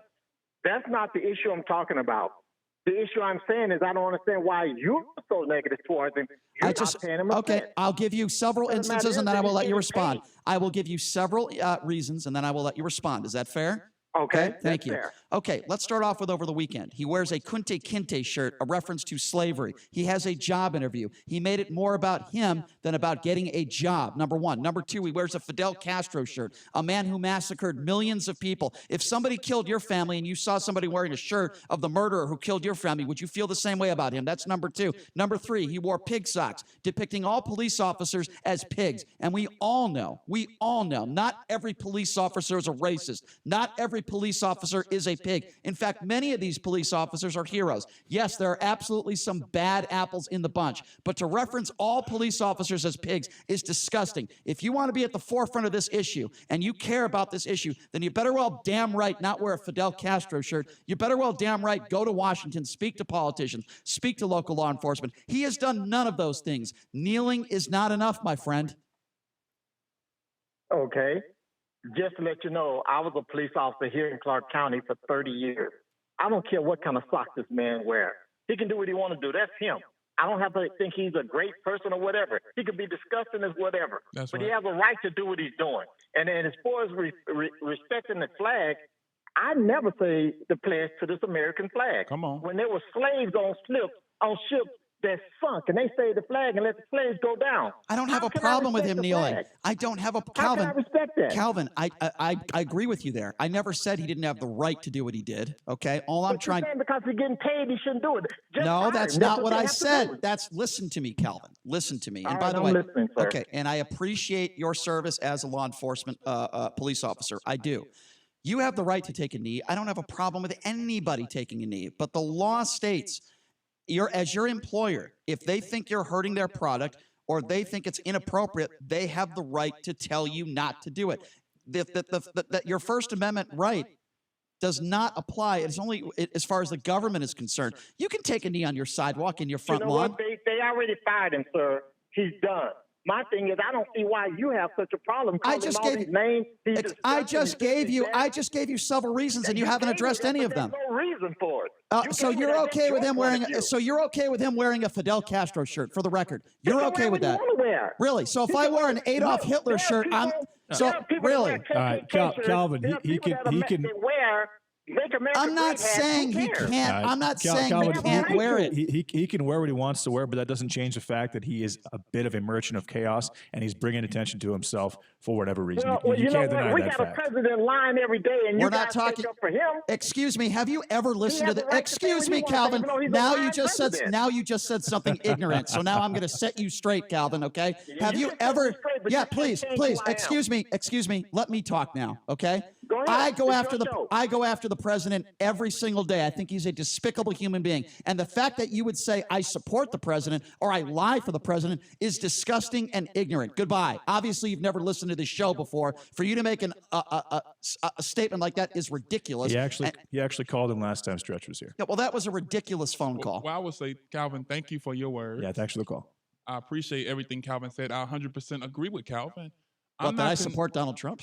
No. I'm talking about that came later. I'm talking about Calvin's point was let the man wear what he want to wear, and also understanding that he has a right to express himself any way he chooses to. And I didn't say it was against the law, but also too, I just have no respect for him. Fidel Castro was a revolutionary. You can't compare Fidel Castro. He killed to millions Adolf of Hitler. innocent people. Yes, I can. You can't compare Fidel He was Castro. an evil. Yes, I can. He was an evil, murderous dictator. He killed millions of people. Last I checked, Adolf Hitler killed 7 million Jews. Cadet Castro was responsible for killing millions of innocent people. How is that not the same? He is an evil, murderous dictator. Well, let me say this. I'm just saying. How can you defend? You're not defending Fidel Castro. Don't tell me you're doing that. I'm going to defend Colin Kaepernick. That's fine, but don't defend Fidel Castro. I'm not. But I'm not against Fidel Castro. But he killed millions of people. I'm going to focus on Colin Kaepernick. Colin Kaepernick, because we have to understand something. A lot of times, especially from the white community, and I've said this in the past, we expect, because the reality is the white community sets the standard. So most people who have a problem with Kaepernick's socks and the shirts are those from the European American demographic. At the same token, it's not for our white family to understand.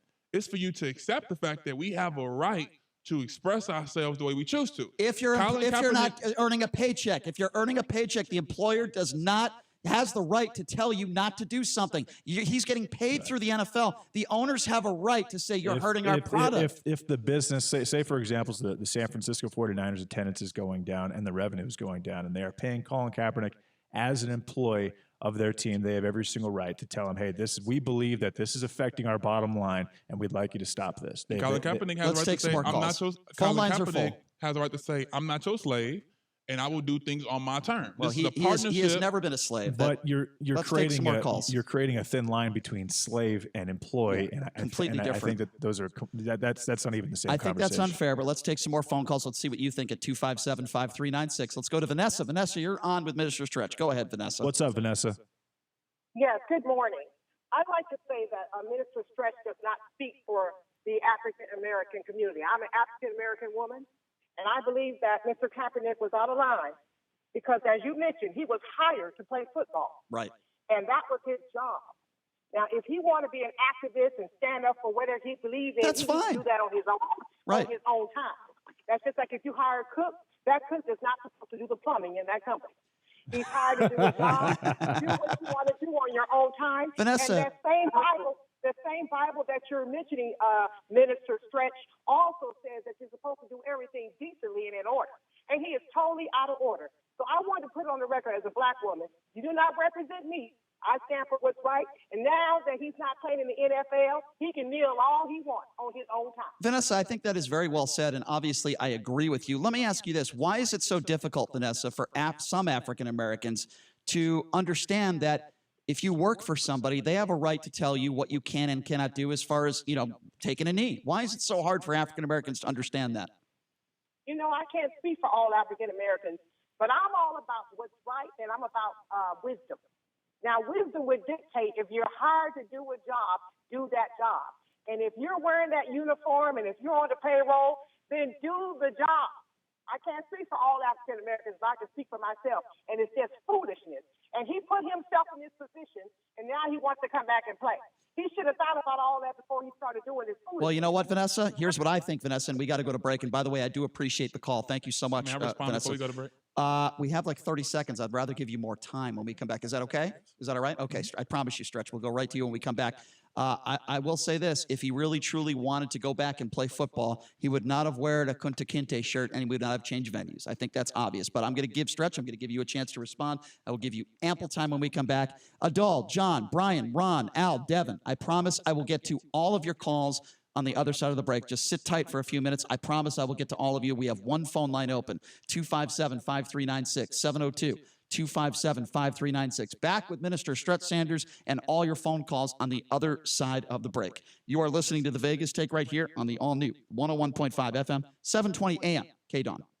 Are your investment dollars really going to work for you? The average Vestar Tech client gets 78% annual returns. That's right, 78% annual returns for over 2 decades with a recession-proof investment class they just started offering to the public. And for a limited time, you can begin enjoying these amazing annual returns. Call now for more info and to take advantage of 6 months absolutely free. This offer won't last, so call now at 888-88-PROFIT. Call Vestar Tech now. That's 888-88-PROFIT. Listen to the Texas Corners Bible Church every Saturday night at 11 p.m. and Sunday night at 10 p.m. on 101.5 FM, 720 AM, KDAWN. Are you taking Cialis or Viagra? Marley Drug has generics of both for just $12 per tablet. That's a savings of $60 per dose. Marley Drug is an independent pharmacy delivering generic Cialis and Viagra to your door for $12 per tablet. Call Marley Drug at 800-870-4787. That's 800-870-4787. Again, 800-870-4787. Are your investment dollars really going to work for you? The average Vestar Tech client gets 78% annual returns. That's right, 78% annual returns for over 2 decades with a recession-proof investment class they just started offering to the public. And for a limited time, you can begin enjoying these amazing annual returns. Call now for more info and to take advantage of 6 months absolutely free. This offer won't last, so call now at 888-88-PROFIT. Call Vestar Tech now. That's 888-88-PROFIT. Wherever you are, 101.5 FM, 720 AM KDAWN, the talk of Las Vegas, is with you. All the news you need, Facebook and Twitter feeds all in one place. Plus KDWN streaming 24/7. Download the KDWN app from the App Store on iTunes or Google Play. 101.5 FM, 720 AM, the talk of Las Vegas. When a counselor asked how much my husband drinks, I said, not that much. I don't know why I said that. He always drank too much. But I guess I'm so used to keeping it a secret that I didn't tell the truth to myself or anyone else. My husband has drinks with friends after work. He has a couple of drinks at home with dinner and a few more while we watch TV. Pretty soon he's shouting at me and blaming me for all of his problems. I just can't take it anymore. A counselor recommended Al-Anon family groups. She said Al-Anon members have had experiences just like mine, and they would explain how Al-Anon is helping them. I didn't want to go to Al-Anon, but I'm sure glad I did. Is someone's drinking breaking your heart? You might be surprised at what you can learn at an Al-Anon family group from people just like you. Call 1-888-4-AL-ANON or go to alanon.org. Special report House impeachment inquiry. President Trump says he doesn't know Lieutenant Colonel Alexander Vindman, the top Ukraine expert on the National Security Council. I'm going to let people make their own determination, but I don't know Vindman. I never heard of him. I don't know any of these people. Vindman, meanwhile, has testified the president was more than just requesting Ukraine investigate the elections and the Bidens. The context of this call, consistent with the July 10th meeting, with the reporting that was going on, including the president's personal attorney, made it clear that this was not simply a request. Republican John Ratcliffe. The number of times witnesses have used the word bribery or bribe to describe President Trump's conduct in the last 6 weeks of this inquiry is 0. The vice president's advisor, Jennifer Williams, is also testifying today.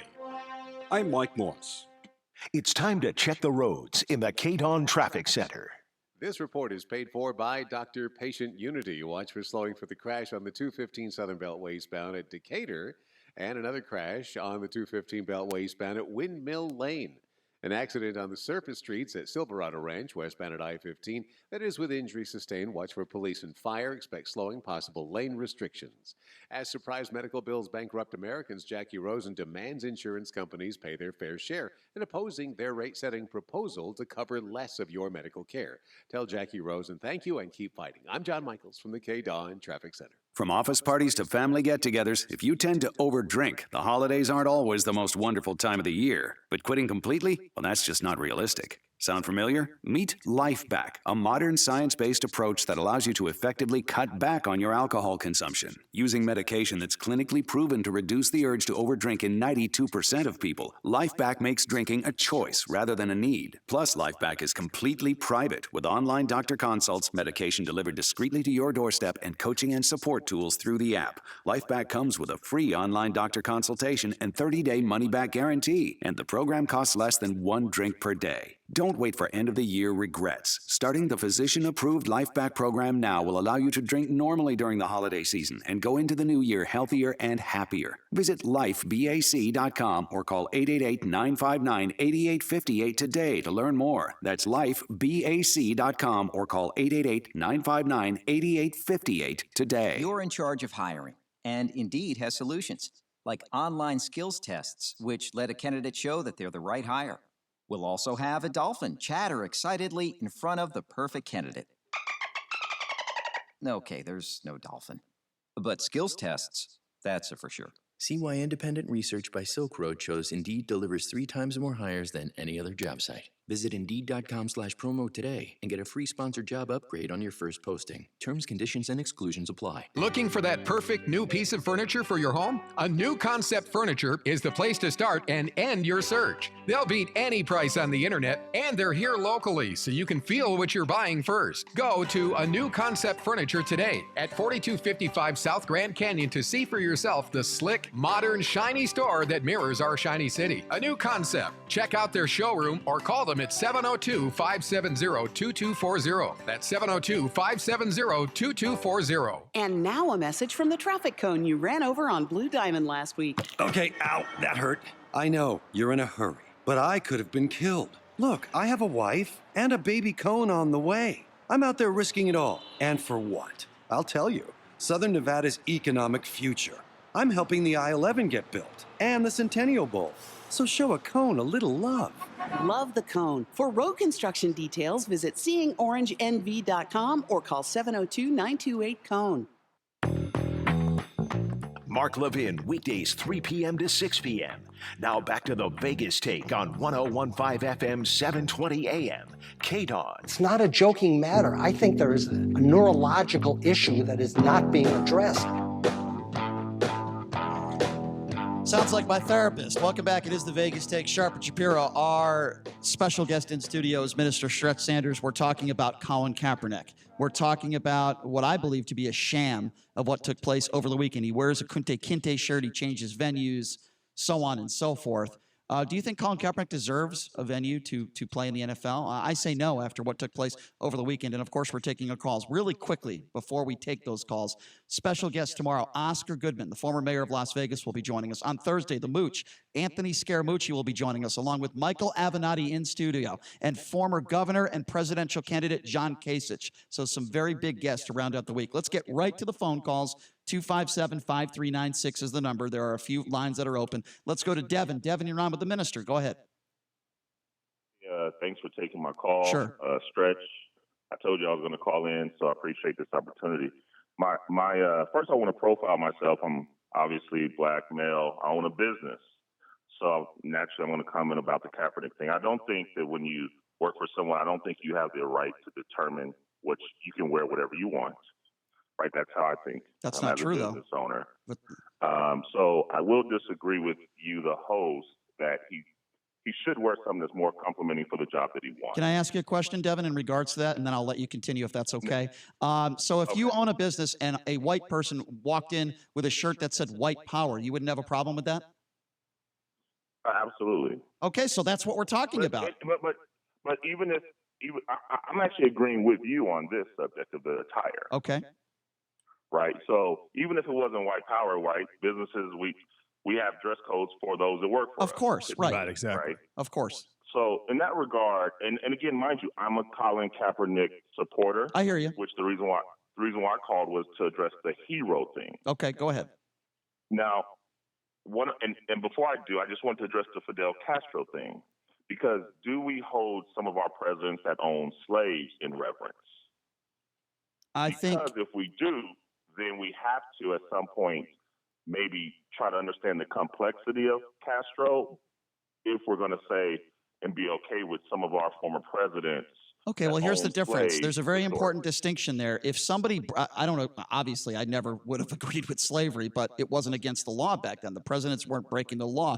Make no mistake about it. Fidel Castro murdered people. Though, didn't they? Excuse me?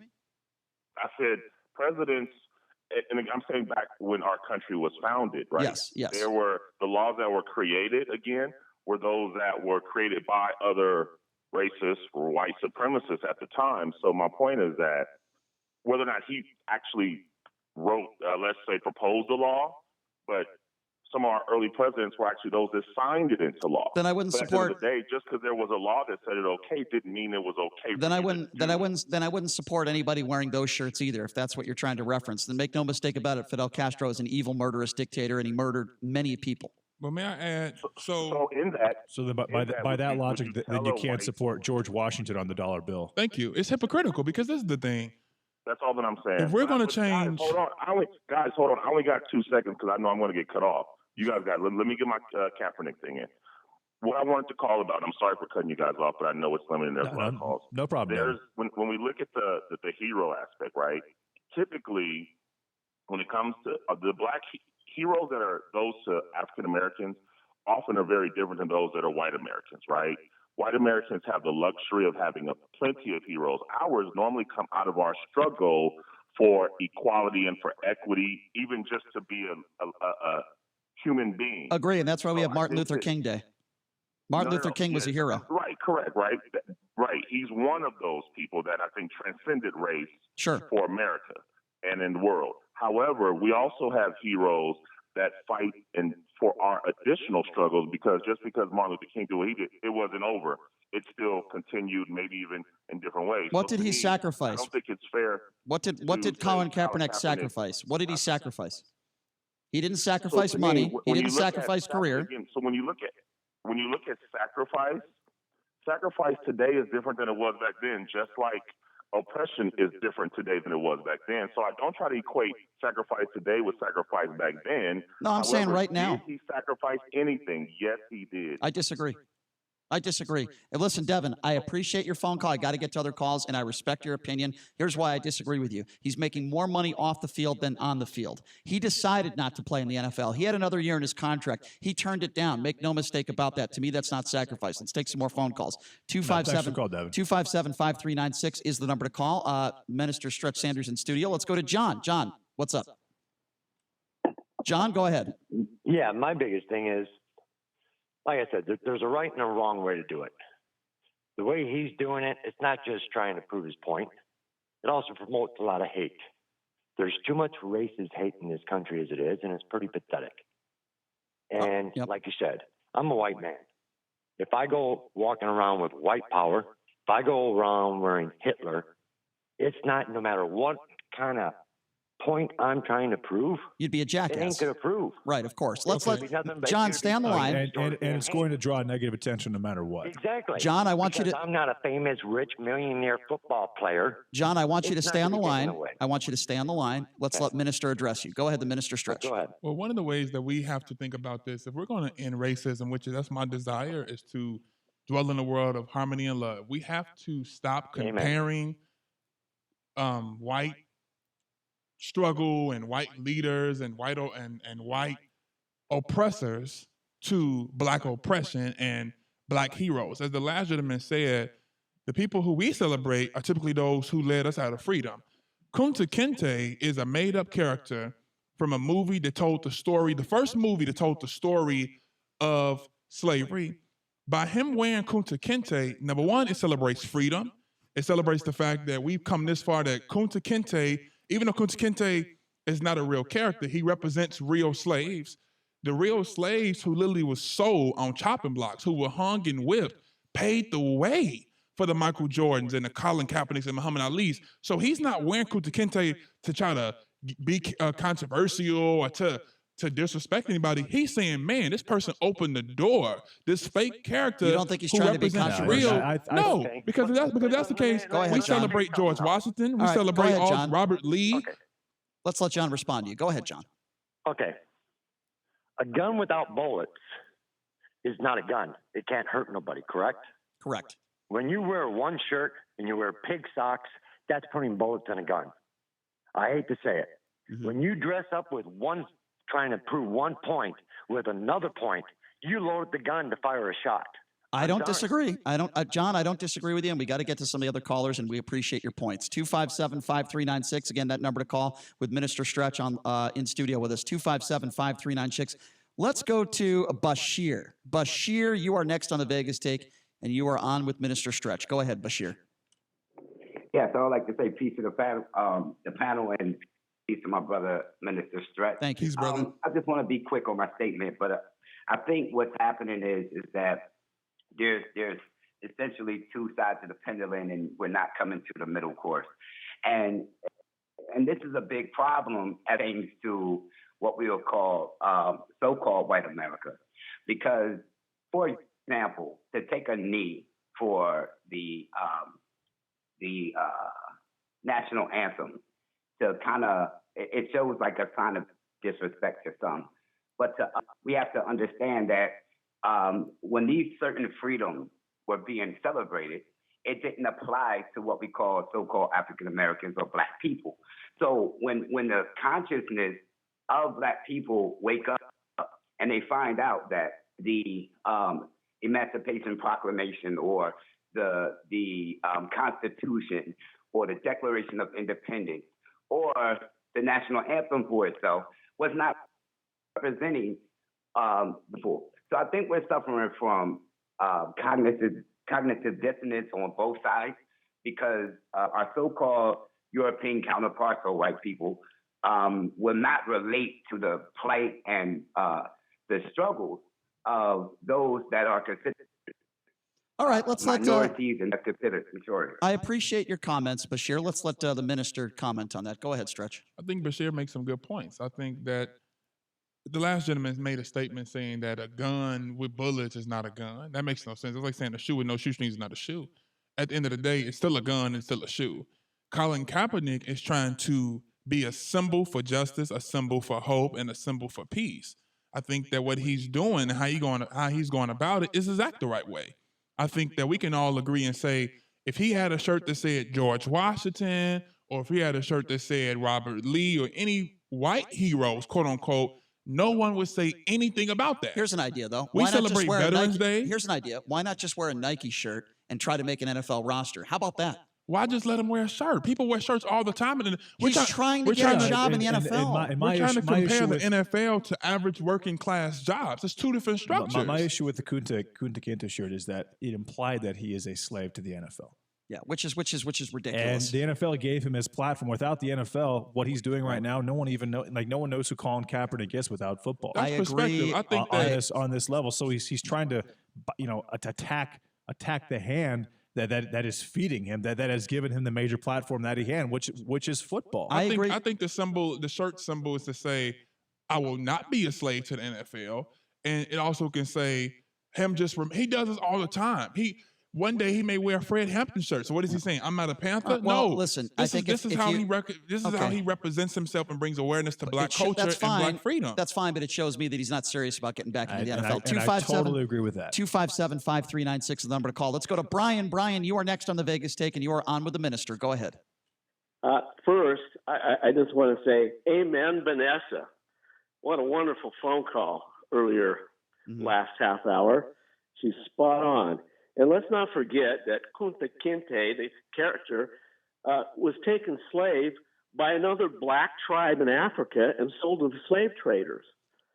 Okay, so this is not just a black and white issue. Go or a ahead, black Stretch. culture issue. Brian, stay on the line. Stay on the line, Brian. We're going to keep you on. Go ahead, Stretch. Respond to that. So there were many that participated in the black slave trade. There were some African brothers and sisters who were colonized by white supremacists, and there were also those who were Arabian and so on and so on. But at the end of the day, when he got to America, Kunta Kinte is a fake character. It's representing the real situation. So I'm not going to have a debate about Kunta Kinte and he wasn't even real. Kunta Kinte, what the movie was supposed to symbolize, most people haven't even saw the movie, Roots, was supposed to symbolize the story of slavery from a black perspective, a full black narrative.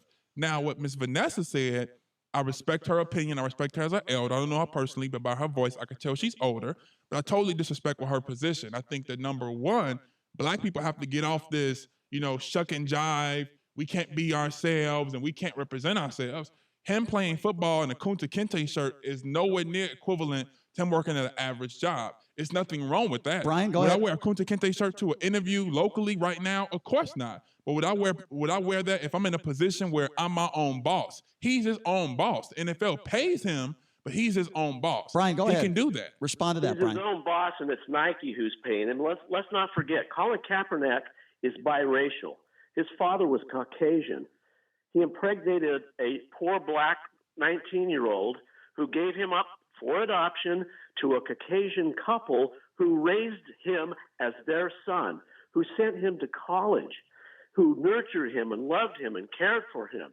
So all of this stuff he's doing right now, in my humble opinion, is to impress his girlfriend, Nisa Diab, who is a radical leftist woman, and everything he does is to that. This whole thing about kneeling was to promote Black Lives Matter, which is a hoax from the very beginning. And I send all of your callers, go to YouTube, look at Bill Whittle, Black Lives Matter. All right, we'll check it out, Brian. I always appreciate it when you call in. Thank you very much. 257-5396, the number to call. Let's go to Ron. Ron, you are next on the Vegas Take. Go ahead. What's up, Ron? Oh, I just thank you for your time. Brian, you're a sharp guy. And I'd like to say this to the minister. You know where I find the heroes? The two people that raised Colin Kaepernick, who was struggling from a life that he didn't deserve, but two white people picked him up and carried him on into the NFL. Yes, his talent, but their love. You want to know two heroes? Those two people that took him on. Colin, you wear your shirts because you don't know where to base your hate. But let me tell you, that's what's wrong with America today.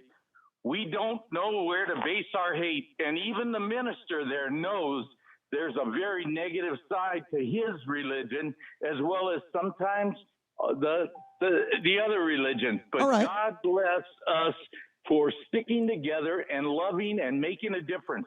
His foster parents made a difference. No, I get your point, Ron. You're absolutely right, and we need to praise any foster parent that does that, Ron. We're gonna go ahead, Stretch. Respond to that. As far as wearing a Castro shirt, yeah, he is totally.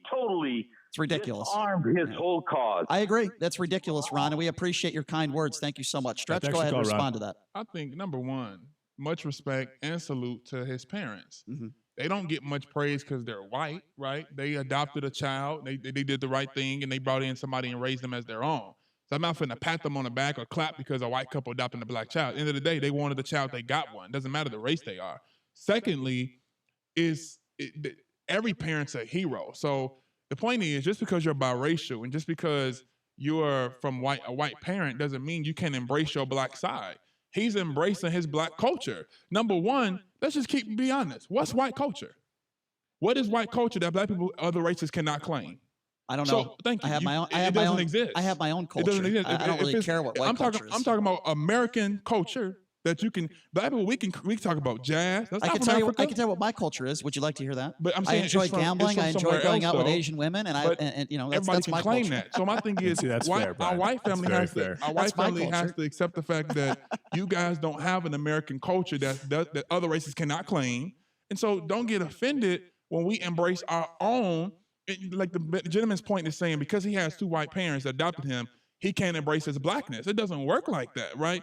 he can still be black. I didn't say that, but make no mistake about it. He wasn't brought up in the hood. Colin Kaepernick was not brought up in the hood. He had to be brought up in the hood to be proud of being black. Why be threatened? What's up with this? It's like a insecurity complex. Why people have that? They feel threatened when we embrace our own. Being proud of being black and wearing a Kunta Kinta shirt in a job interview are two completely different things. If he wore a shirt that said I'm proud to be black, I would not have had a problem with that, even though I think it still would be inappropriate in a job interview. He decides to wear a Kunta Kinte shirt, and I cannot believe you're defending that. My point is this. Can I say that, first of all, I'm not an NFL player. So I don't know what's the protocol of shirts, but I am saying if a white person would have worn a shirt that said George Washington or Thomas Jefferson, nobody would say anything. And that's the problem. We're making it about race opposed to saying, hey, brother, just wear an NFL shirt.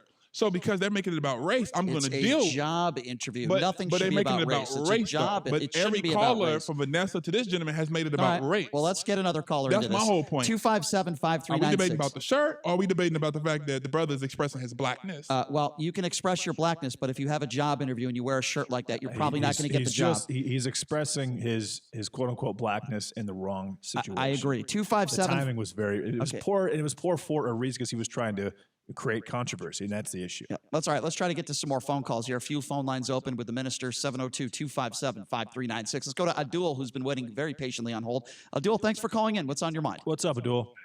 Yeah, I want to thank Minister Stretch for just standing in and representing and trying to bring some truth to power to the people in this community. I mean, you guys are emotional. I mean, not you guys, but Brian, very emotional about Cap. No, I'm passionate about Abdul. I'm a passionate guy. Yeah. Go ahead. You are a passionate guy, but to the black community, I would say we're not monolithic, but Cap stood up for something. And the thing is, a lot of people don't know, he actually experienced some profiling in Frisco. I think he was helping with one of his teammates. I never doubted that. I never doubted that. So he actually got a gun pointed at him from a police officer who thought they were robbing this apartment when they were actually. And I never doubted that story. Right. So that's why he really, and this guy talking about Black Lives Matter is a hoax. I don't know where that comes from, but that's what he was really, why he took a knee. It's like not everybody, but people are looking at this America's national anthem like it's some kind of mandatory. I don't look at it like that. I don't look at it like that. I don't have, hold on. Abdul, I don't have a problem with him kneeling. I've been very open about that. Here's what I have a problem with. People saying that the NFL doesn't have a right to tell him to stop. That's what I have a problem with. Well, they didn't tell Eric Reed to stop. He was. And guess what? I don't agree with that either. But they have to be consistent. But the thing is, the First Amendment allows us the freedom of expression, right? I know you're not in the workplace. Not in the workplace. Right. You're basically a private employee. In the NFL or professional sports is different from the regular 9-to-5 gig. Thank you. But even in a 9-to-5 gig, it's the same thing. I wouldn't go to my 9-to-5 gig wearing a Black Power shirt. I wouldn't do that. But Cap, like the minister was saying, he's a private contractor. Whether or not he even wanted a job in the NFL, he's making a statement. And he's making a statement. He's making. May I respond to him? Go ahead. He's making a statement. Let's let the minister respond. And Abdul, we appreciate your comments. Go ahead, Minister. Peace and blessings, Abdul. Thank you for your comment and your statement. I totally agree. He's a private contractor. Now, can we say that if he wore that shirt over his jersey at a game, that's totally different, right? This is a camp. It's a tryout. It's a totally different situation. He has a right to express himself. I think that if this was a white gentleman, we would not have this conversation. And that's the problem, is that our white family always criticizes when black people be black. And just like you have jobs that tell women, you can't wear your natural hair, you can't have an afro, you can't do braids, you have to straighten your hair. That's racist. So, but it's the same thing, though. You think that if there's a white quarterback that was trying out for an NFL team, that if he wore a Hitler shirt, that people wouldn't say anything? Well, don't just say Hitler, George Washington. We're up against the clock, so let's try to take some more phone calls. Let's go to Monique. Monique, you are next on the Vegas Take. Go ahead. What's up, Monique? Yes, thank you. First off, I want to start off by saying I don't think you should wear a T-shirt to a job interview that pays that much money, Right. which is in Google. Exactly. Okay, that is not even that issue. If it was the issue, and I'll say if you had just pointed out specifically the T-shirt, it would be okay. But once you decided to speak on what's on the front of it, I have to agree with the minister. All right. I think that he can wear whatever he wants to wear to that interview, and no one should comment on that. That's exactly where he's at.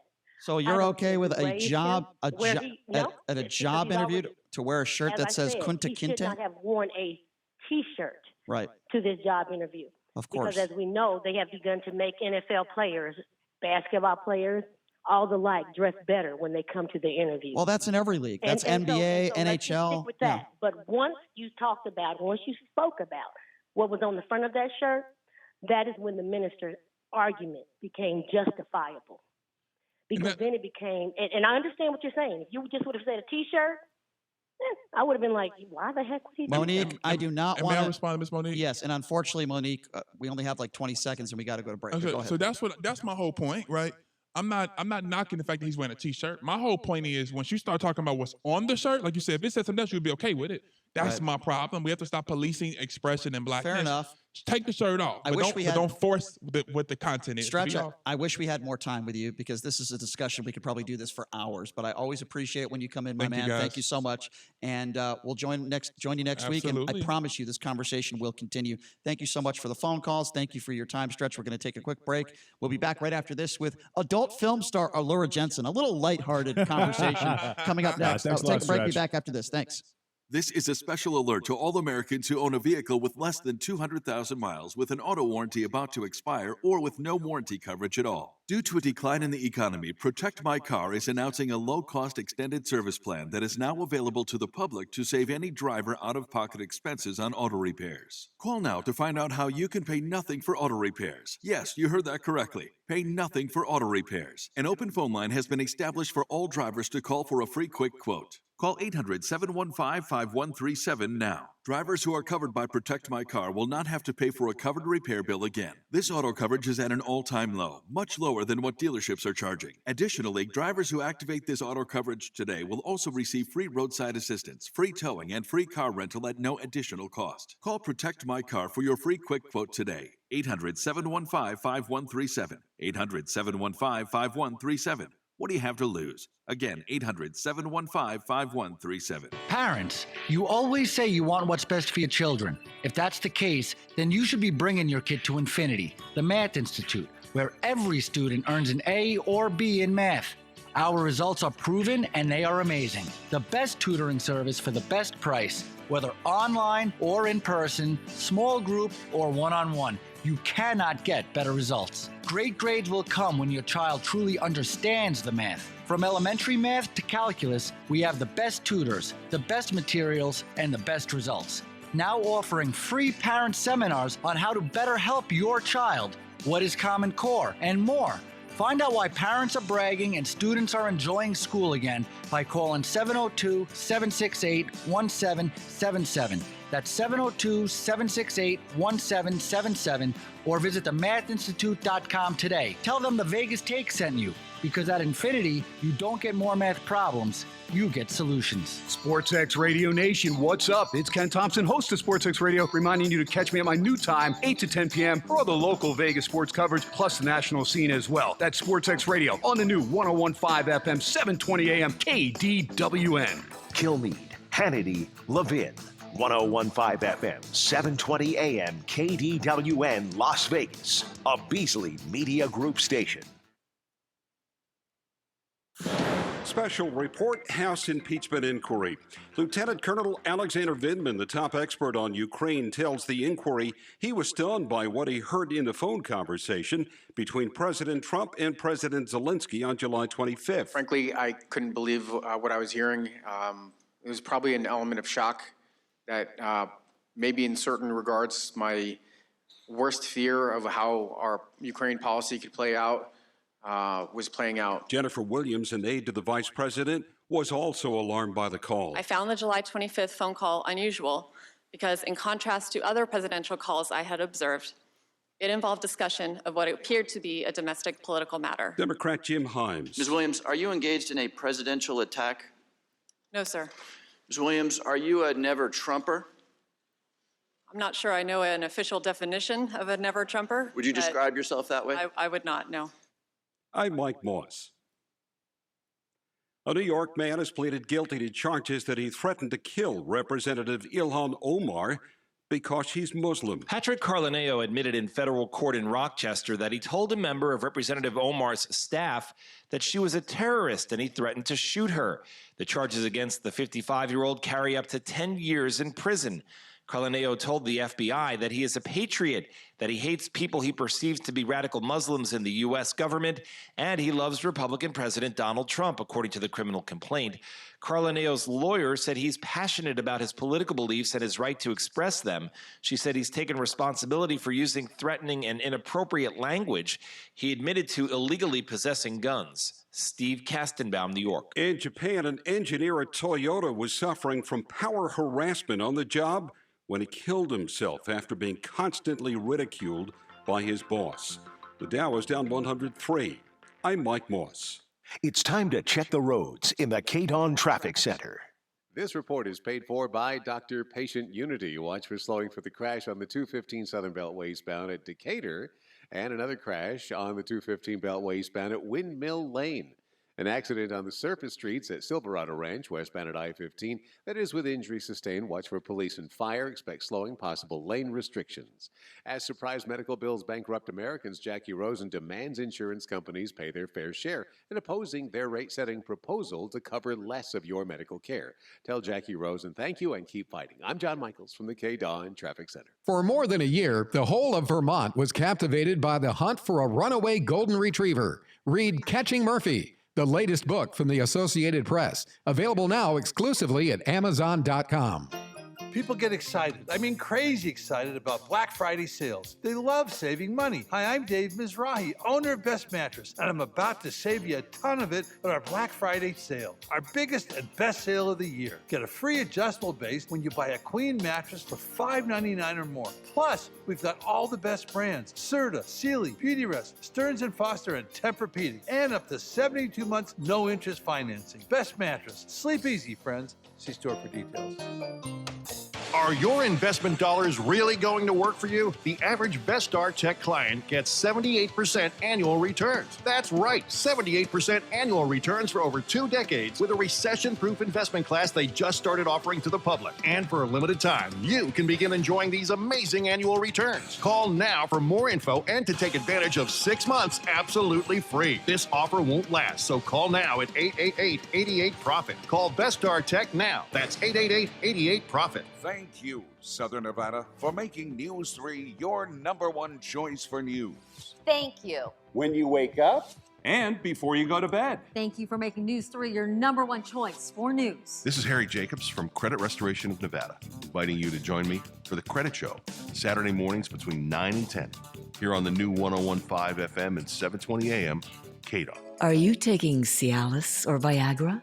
Marley Drug has generics of both for just $12 per tablet. That's a savings of $60 per dose.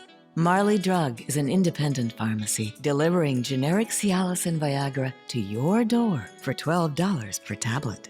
Call Marley Drug at 800-870-4787. That's 800-870-4787. Again, 800-870-4787. If you're up to your eyeballs in paper, inhibiting your vision and productivity, you may be suffering from shred head. Clear your desk, clear your head, and clear your clutter with the Opportunity Village Paper Pros, trusted as one of Nevada's largest document destruction companies. We make getting organized safe, secure, and confidential. And with our convenient Las Vegas Valley walk-in shredding location, we make it easy too. Good for your community, good for you. For more information, visit paperproslv.com. That's paperproslv.com.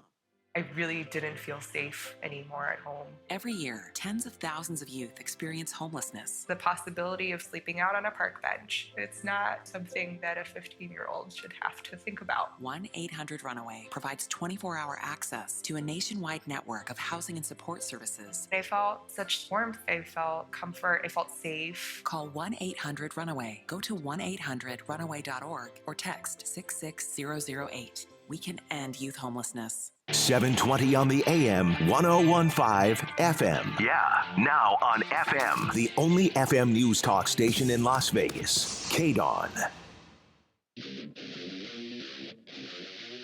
Right now, the day's biggest news stories from a Vegas perspective. This is the Vegas Take with Sharp and Shapiro.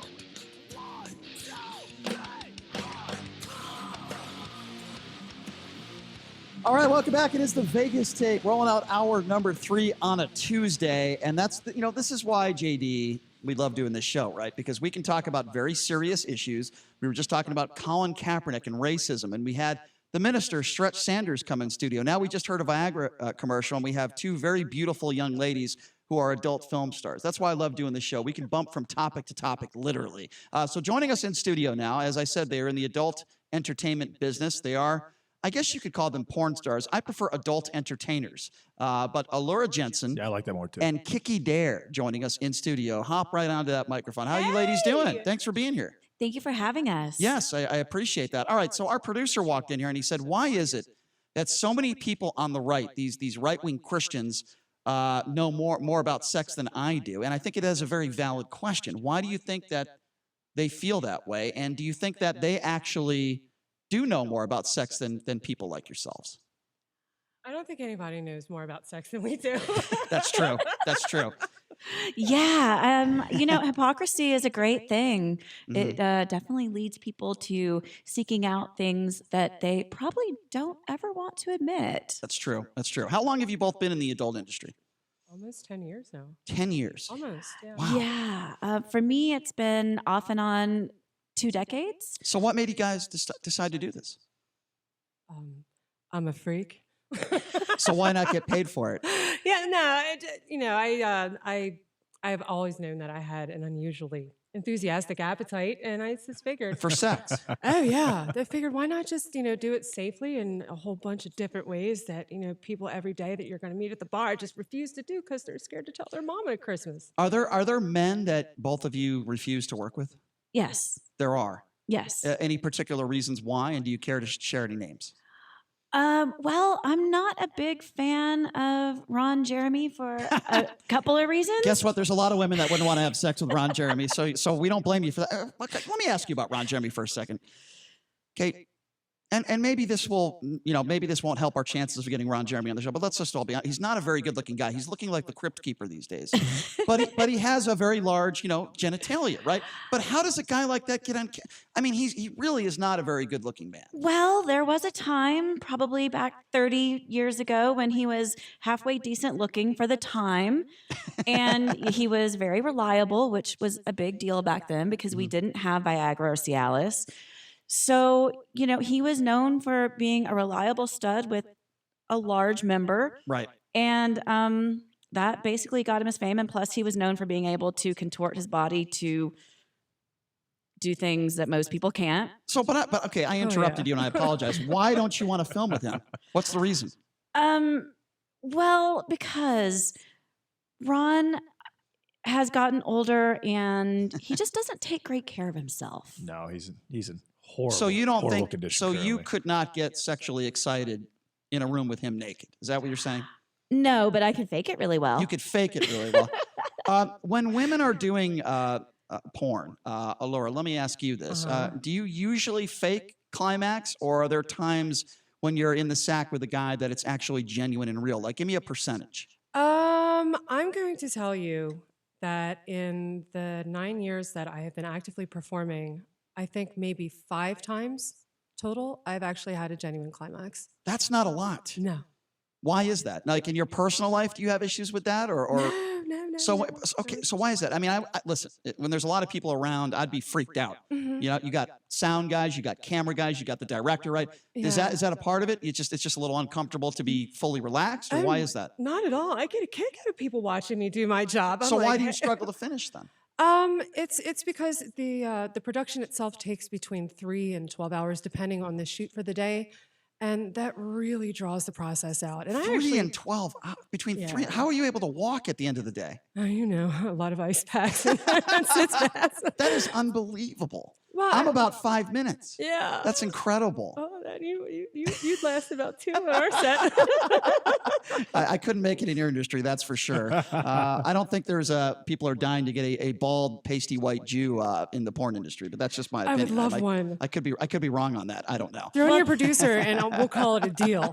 Fair enough. Hey, there are some white, bald, pasty Jews in the business. It's all good. Are there really? We Yeah, do but not they're- discriminate. Yeah, but they probably are producers and behind the scenes, right? They probably are. Not exactly. I mean, Ed Fair enough. Powers. I'm all about come as you are, man. I can make anything work. Hey, Fair. baby. Literally, if you're just joining us, it's Alura Jenson and Kiki D'Aire. They are both two very attractive adult film stars in the industry. Okay, so we wanted to show you a book that we received today.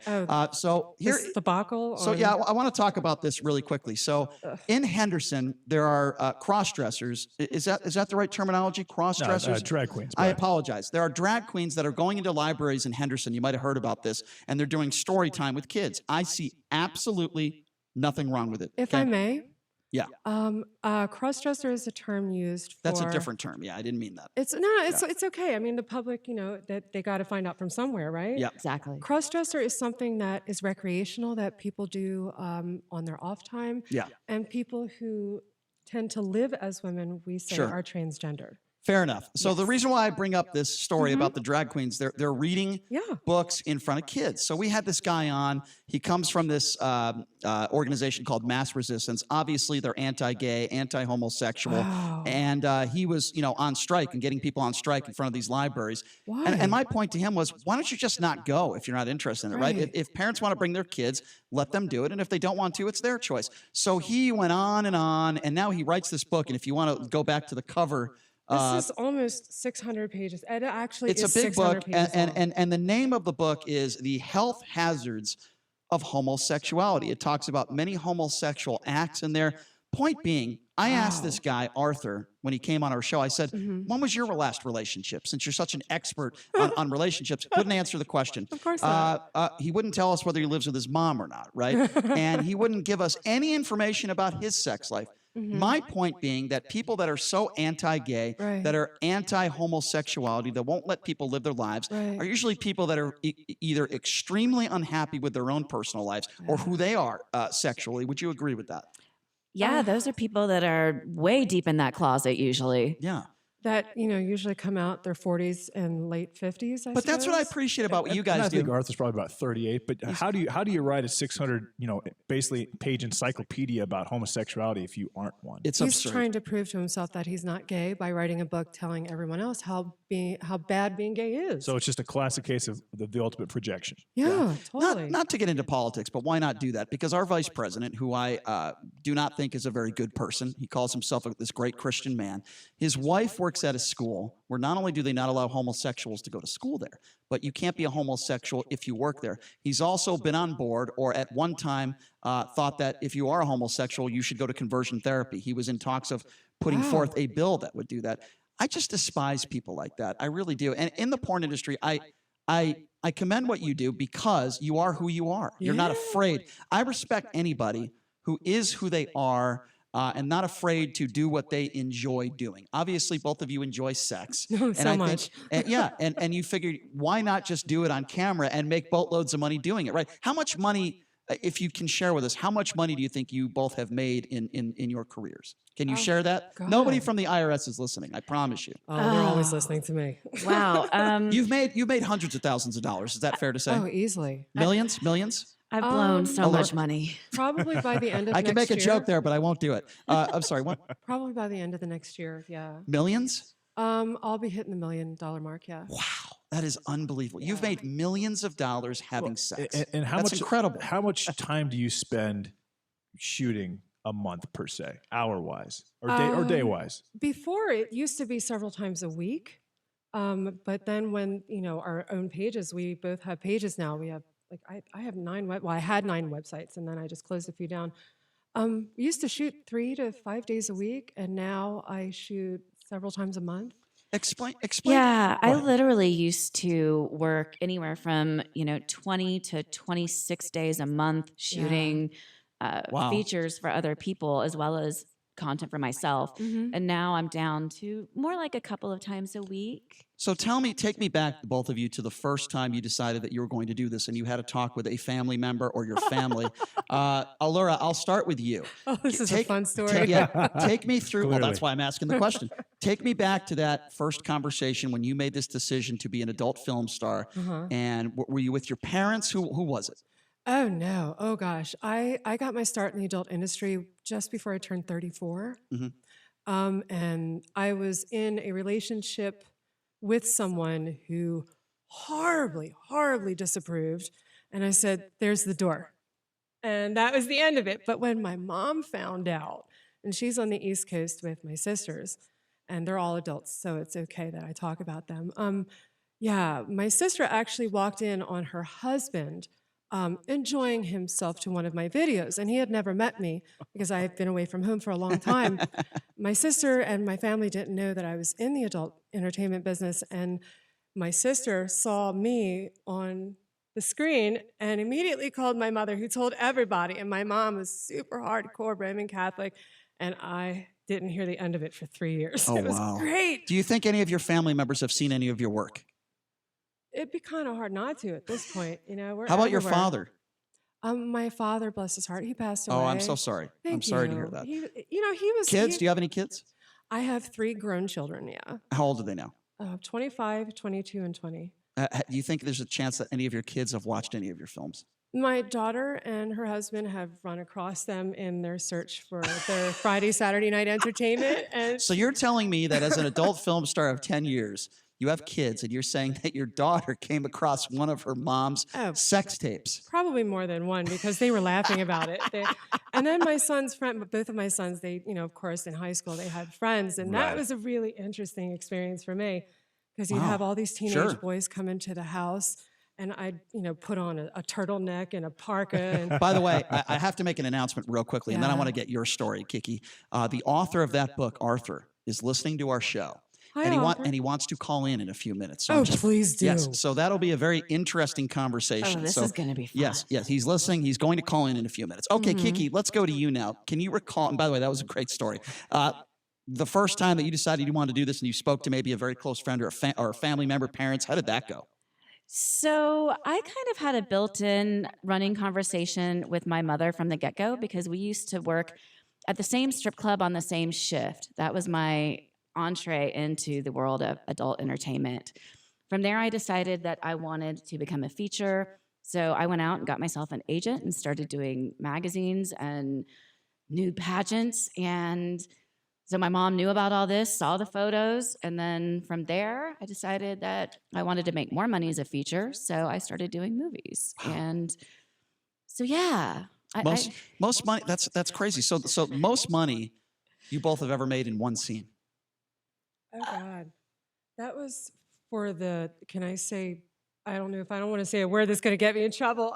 There were quite a few people involved in that particular shoot, and I think I Can you say bukkake on the air? I don't know if you can. I just... Can you say gangbang? I'm not sure. I think so. All right. I think so. I'm not So how much certain, money though. did you make for that scene? It was a couple years ago. It was $2,700 I made for the scene. That's not bad. No, That's not not bad. Yourself?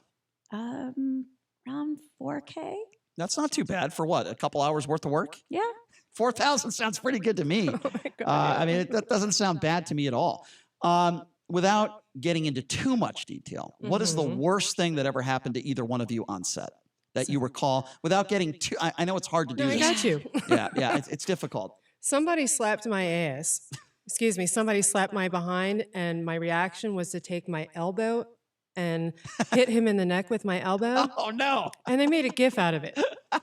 But Is there really a GIF? Yeah, there is really a GIF. Oh, I got to see that. It was for corrupts.com, if you need to look it up. Did they put that in the film? And Yeah, it was part of the scene, but they had to cut out the elbow to the neck. But I slapped him in the face, and it was almost like I was ready to knock this guy out. So people knew not to slap me on the butt when I'm working with them. That's awesome. Probably for me, the most embarrassing moment was we were doing stills, and the Explain what stills like. So stills, whenever we shoot, we always take photos of what we do in the scene. So there's always a guy with a camera who takes a picture of the various positions and such that you see that we do. Gotcha. So we've got a guy who's got that still camera, and we're I know where this is going. and he's pretty close, you know. Gotcha. And so we went to move, and all of a sudden, some of my fluid hit him in the forehead. I got you. Oh, that just ruined somebody's lunch. That was amazing. Have you ever? My. Wow. Have you guys ever, ladies, ever? Well, that's been, a talent, by the way. So congrats on having that ability. Have you ladies ever been in a situation where the guy couldn't get aroused? He struggled. All the time. What do you do? What do you do in that spot? It's just human that happens. I mean, you guys are people, right? Well, I mean, we try to help out. And sometimes if that doesn't work, then, everybody leaves the set. And Is it true that the there are guy... fluffers on set? No, that's just a myth. Okay. No, that's a happy myth for that's a happy myth, but no. Yeah. No. So I want to get our producer in here. Oh, please, he's really cute. I want to see that? She thinks you're cute. I'm so cute. Jason Stein, I want you to come in studio right now. Hey, baby. Because he's a super nice guy. Come on over here, big boy. And you're right. He's very attractive, right? He's an attractive guy. He's a little bit shy, though. And what I want you two to do is I want you two to give him some advice on dating. I want you two to give him some advice on what you think he should or shouldn't do in regards to getting dates. JD, do you think this is a good idea? I think it's a great idea, You Brian. think? Outstanding plan. So here's what we're going to do. We're going to take a quick break, and when we come back, our producer, Jason Stein, is going to be joining us in studio. And these two lovely ladies, Kiki and Alura, are going to give our producer some advice, and then we're going to get the author of that book, Arthur, coming on, a book that is The Dangers of Being Gay. I have a feeling it's going to be a pretty good discussion. We'll take a quick break. Be back right after this. You're listening to The Vegas Take. Take a quick break. Be right back. Hi, I'm Raymond Denon, Vice President of Optima Tax Relief. If you're in debt to the IRS, there's a lot you need to know. Starting with rule number 1, don't mess with the IRS. They can garnish your paycheck, levy your bank accounts, even take your home or business. That's all true. But it's also true that there's a way out. It's called the Fresh Start Initiative. It's one of the biggest breaks the IRS has ever offered. If you qualify, you could save thousands, even tens of thousands. Nobody knows this program like us, the experts at Optima Tax Relief. We have an A+ rating with the Better Business Bureau, and we've resolved over $500 million in tax debt for our clients. We'll stand between you and the IRS and fight to get you the best deal possible. Don't mess with the IRS. For tax help you need, for tax help you can trust. Call Optima for a free consultation. Call 800-375-2922. 800-375-2922. 800-375-2922. Optima Tax Relief. Some restrictions apply. For complete details, please visit OptimaTaxRelief.com. Does your child love math? Do they just love math so much that once they finish their homework, they want to work on extra math problems just for fun? Anyone? If you answered no, then you are not alone. While your child may not think math is important for their future, we know better. That's because Infinity the Math Institute offers the best math tutors in Las Vegas, produces the best results at the best prices for kids of all ages. Infinity the Math Institute does it all. Does your child need prep for the SATs? Right now, SAT preparation classes in November are just $15. Fractions, algebra, geometry, decimals, you name it. Plus, Infinity offers homeschool programs, free seminars for parents and students. And whether your child is transitioning from elementary school to middle school to high school, or preparing for college, Infinity can help. Classes are filling up. Call us now to find out more. 702-768-1777. That's 768-1777. You want the best results for your child? One call to Infinity can have a huge impact on your child's future. Call now. 768-1777. Tell them the Vegas Take sent you. SportsX Radio Nation, what's up? It's Ken Thompson, host of SportsX Radio, reminding you to catch me at my new time, 8 to 10 p.m. for all the local Vegas sports coverage, plus the national scene as well. That's SportsX Radio on the new 101.5 FM, 720 AM, KDWN. Hi, Doug Basham here. Join me Saturday afternoons from 2 to 4, and I'll tell you what your conservative, corporate-controlled, right-wing propaganda hate media isn't. You're welcome. That's Saturday afternoons, 2 to 4. Be there. If your retirement plan is on set it and forget it, it's time to take control. Tune in Saturday at 4 p.m. for Financial Safari with America's Wealth Coach and best-selling author, Coach Pete D'Aruda. For more than 25 years, Coach Pete has been helping people just like you plan for retirement. Join Coach Pete every week as he discusses topics like why your retirement plan should also be an income plan and how to make sure you're getting the most out of your 401k. Financial Safari with Coach Pete, Saturday afternoons at 4 on KDWN 101.5 FM and 720 AM. Steve Sanchez, weekdays 6 p.m. to 8 p.m. Now back to the Vegas Take on 101.5 FM, 720 AM. KDON. The greatest artist that God has ever created is now working for him. All right, welcome back. It is the Vegas Take. Sharp and Shapiro, two lovely ladies, Kiki D'Aire and Alura Jenson, both adult film stars, joining us in studio. I want to just give a quick background on what I was just talking about. So this group, Mass Resistance, they've been against these people that read books to children. I know cross-dressers is not the correct word, Jason. Queen. It's called drag queens.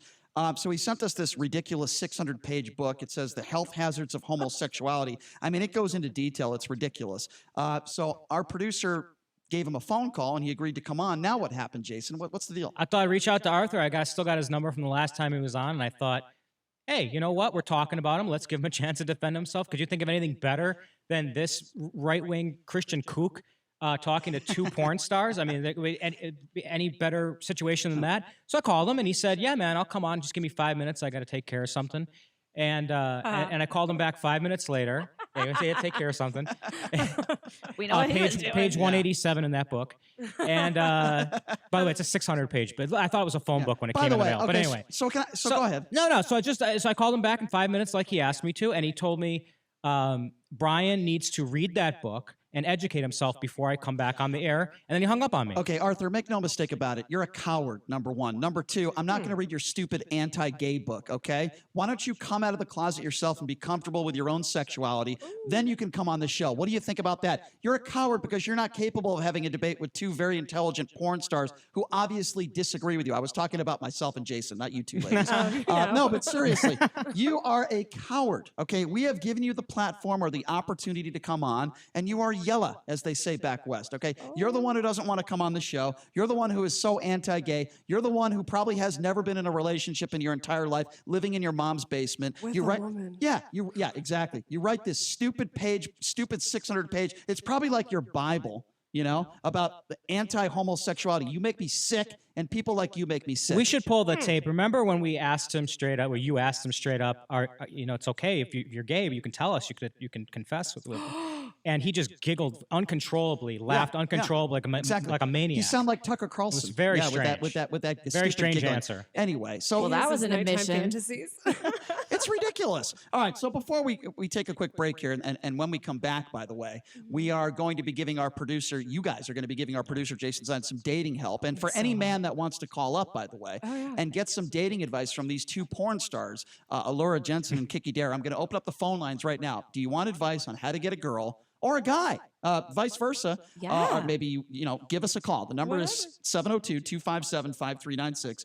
Again, that number to call, 257-5396. And if this coward Arthur wants to call in, I'll still give him another opportunity to call in, but I'm not reading your stupid, hateful book, okay? He might need advice. He's welcome to get advice too, right? Yeah, here's what I'm going to do. I'm going to write a book called The Health Hazards of Straightness. Yeah, that's what I'm going to do. Or how about a book ridiculous. about how to get to the point without needing 600 pages to say what you're trying to say? Yeah, exactly. Holy smokes, this guy needs some help. Right. But anyway, we're opening up the phone lines, 257-5396. We have, again, two adult film stars, two lovely ladies in studio. It is Alura Jenson and Kiki D'Aire. So we're going to take a quick break. And when we come back, they are going to be giving some dating advice. How does a middle-aged man, are you middle-aged? How old are you, Jason? 42. You're almost middle-aged. You're getting there. Pretty close. You're getting there. Get a date in Las Vegas. There's all sorts of different women in Las Vegas, from, small, big, tall, whatever the case may be. They're chuckling. They are chomping at the bits. They just cannot wait to give advice. How do you get a date in Las Vegas and not go to jail, we should say? That's true. That's true. There's that. That's true. We might even bring up Bridget the Midget. We might even bring up that story as well. Yes.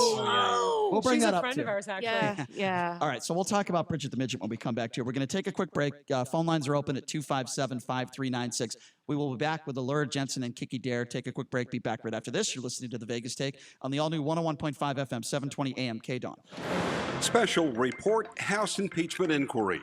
The first 2 of 9 witnesses expected to testify this week before the inquiry have now completed their testimony.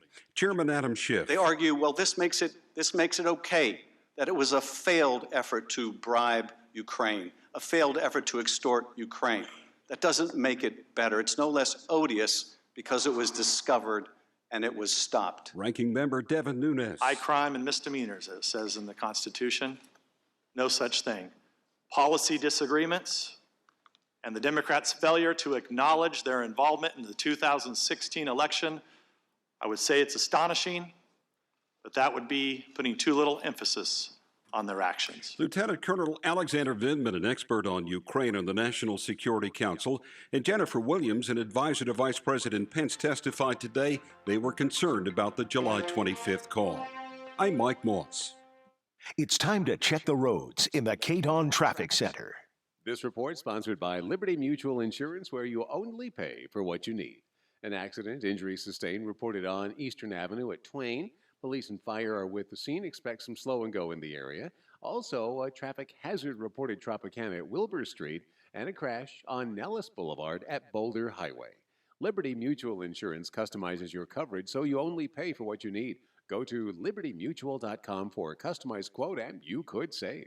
I'm John Michaels from the KDAWN Traffic Center. If your retirement plan is on set it and forget it, it's time to take control. Tune in for Financial Safari with America's Wealth Coach and best-selling author, Coach Pete D'Aruda. For more than 25 years, Coach Pete has been helping people just like you plan for retirement. Join Coach Pete every week as he discusses topics like why your retirement plan should also be an income plan and how to make sure you're getting the most out of your 401k. Financial Safari with Coach Pete, Saturday morning at 10 a.m. on 101.5 FM, 720 a.m. KDAWN. Warning, this product contains nicotine. Nicotine is an addictive chemical. The world is changing. Isn't it time smoking changed too? Vuse Alto is a vapor product offering you a satisfying alternative to cigarettes. Simple to use, surprisingly quiet, and impressively powerful. Our best vapor yet at our best price ever, 99 cents, plus tax at participating retailers. 99-cent offer applies to Alto device. Pods sold separately. Underage sale prohibited. It's time for some straight talk. You've got real work to do, but everyone's sucking up the free Wi-Fi faster than a Mocha Choco double frap on ice. So be your own hotspot. Now with Straight Talk Wireless, get 10 gigs of hotspot data with the ultimate unlimited plan. Just $55 a month on America's best 4G LTE networks. You don't have to find a hotspot. You are the hotspot. Straight Talk Wireless, only at Walmart. Compatible device and SIM required. Excludes the 2-line plan. See straighttalk.com. Hope you enjoyed your meal. And I just want to say, he's lucky to have a brother like you. Lucky? Caring for my brother is far from easy. But he's a part of me, like my arms and legs, so I'll be his. No time for tired. Nothing can disable this love. He needs me, but I'm the lucky one, even though I need help now and then. If you're caring for a loved one, visit aarp.org/caregiving for care guides and community. Support for your strength. Brought to you by AARP and the Ad Council. Mark Levin, weekdays 3 p.m. to 6 p.m. Now back to the Vegas Take on 101.5 FM, 720 a.m. KDAWN. I would like for everybody to be completely silent so I can let God flow through me as I speak to you guys today. All right, welcome back. That was the very religious now Kanye West. I'm sure that has absolutely nothing to do with the fact that he has a new album out. I'm sure it has nothing to do with PR. Nope, zero. Yeah. Anyway, welcome back to the show. It is the Vegas Take. We have 2 adult film stars, Alura Jenson and Kiki D'Aire in studio. We're also taking your phone calls. They're going to be giving out a little bit of relationship advice. How do you pick up not just necessarily a porn star, but how do you pick up a beautiful young lady or a good-looking guy? You know, so they're going to be giving advice. Let me give out the number, 257-5396.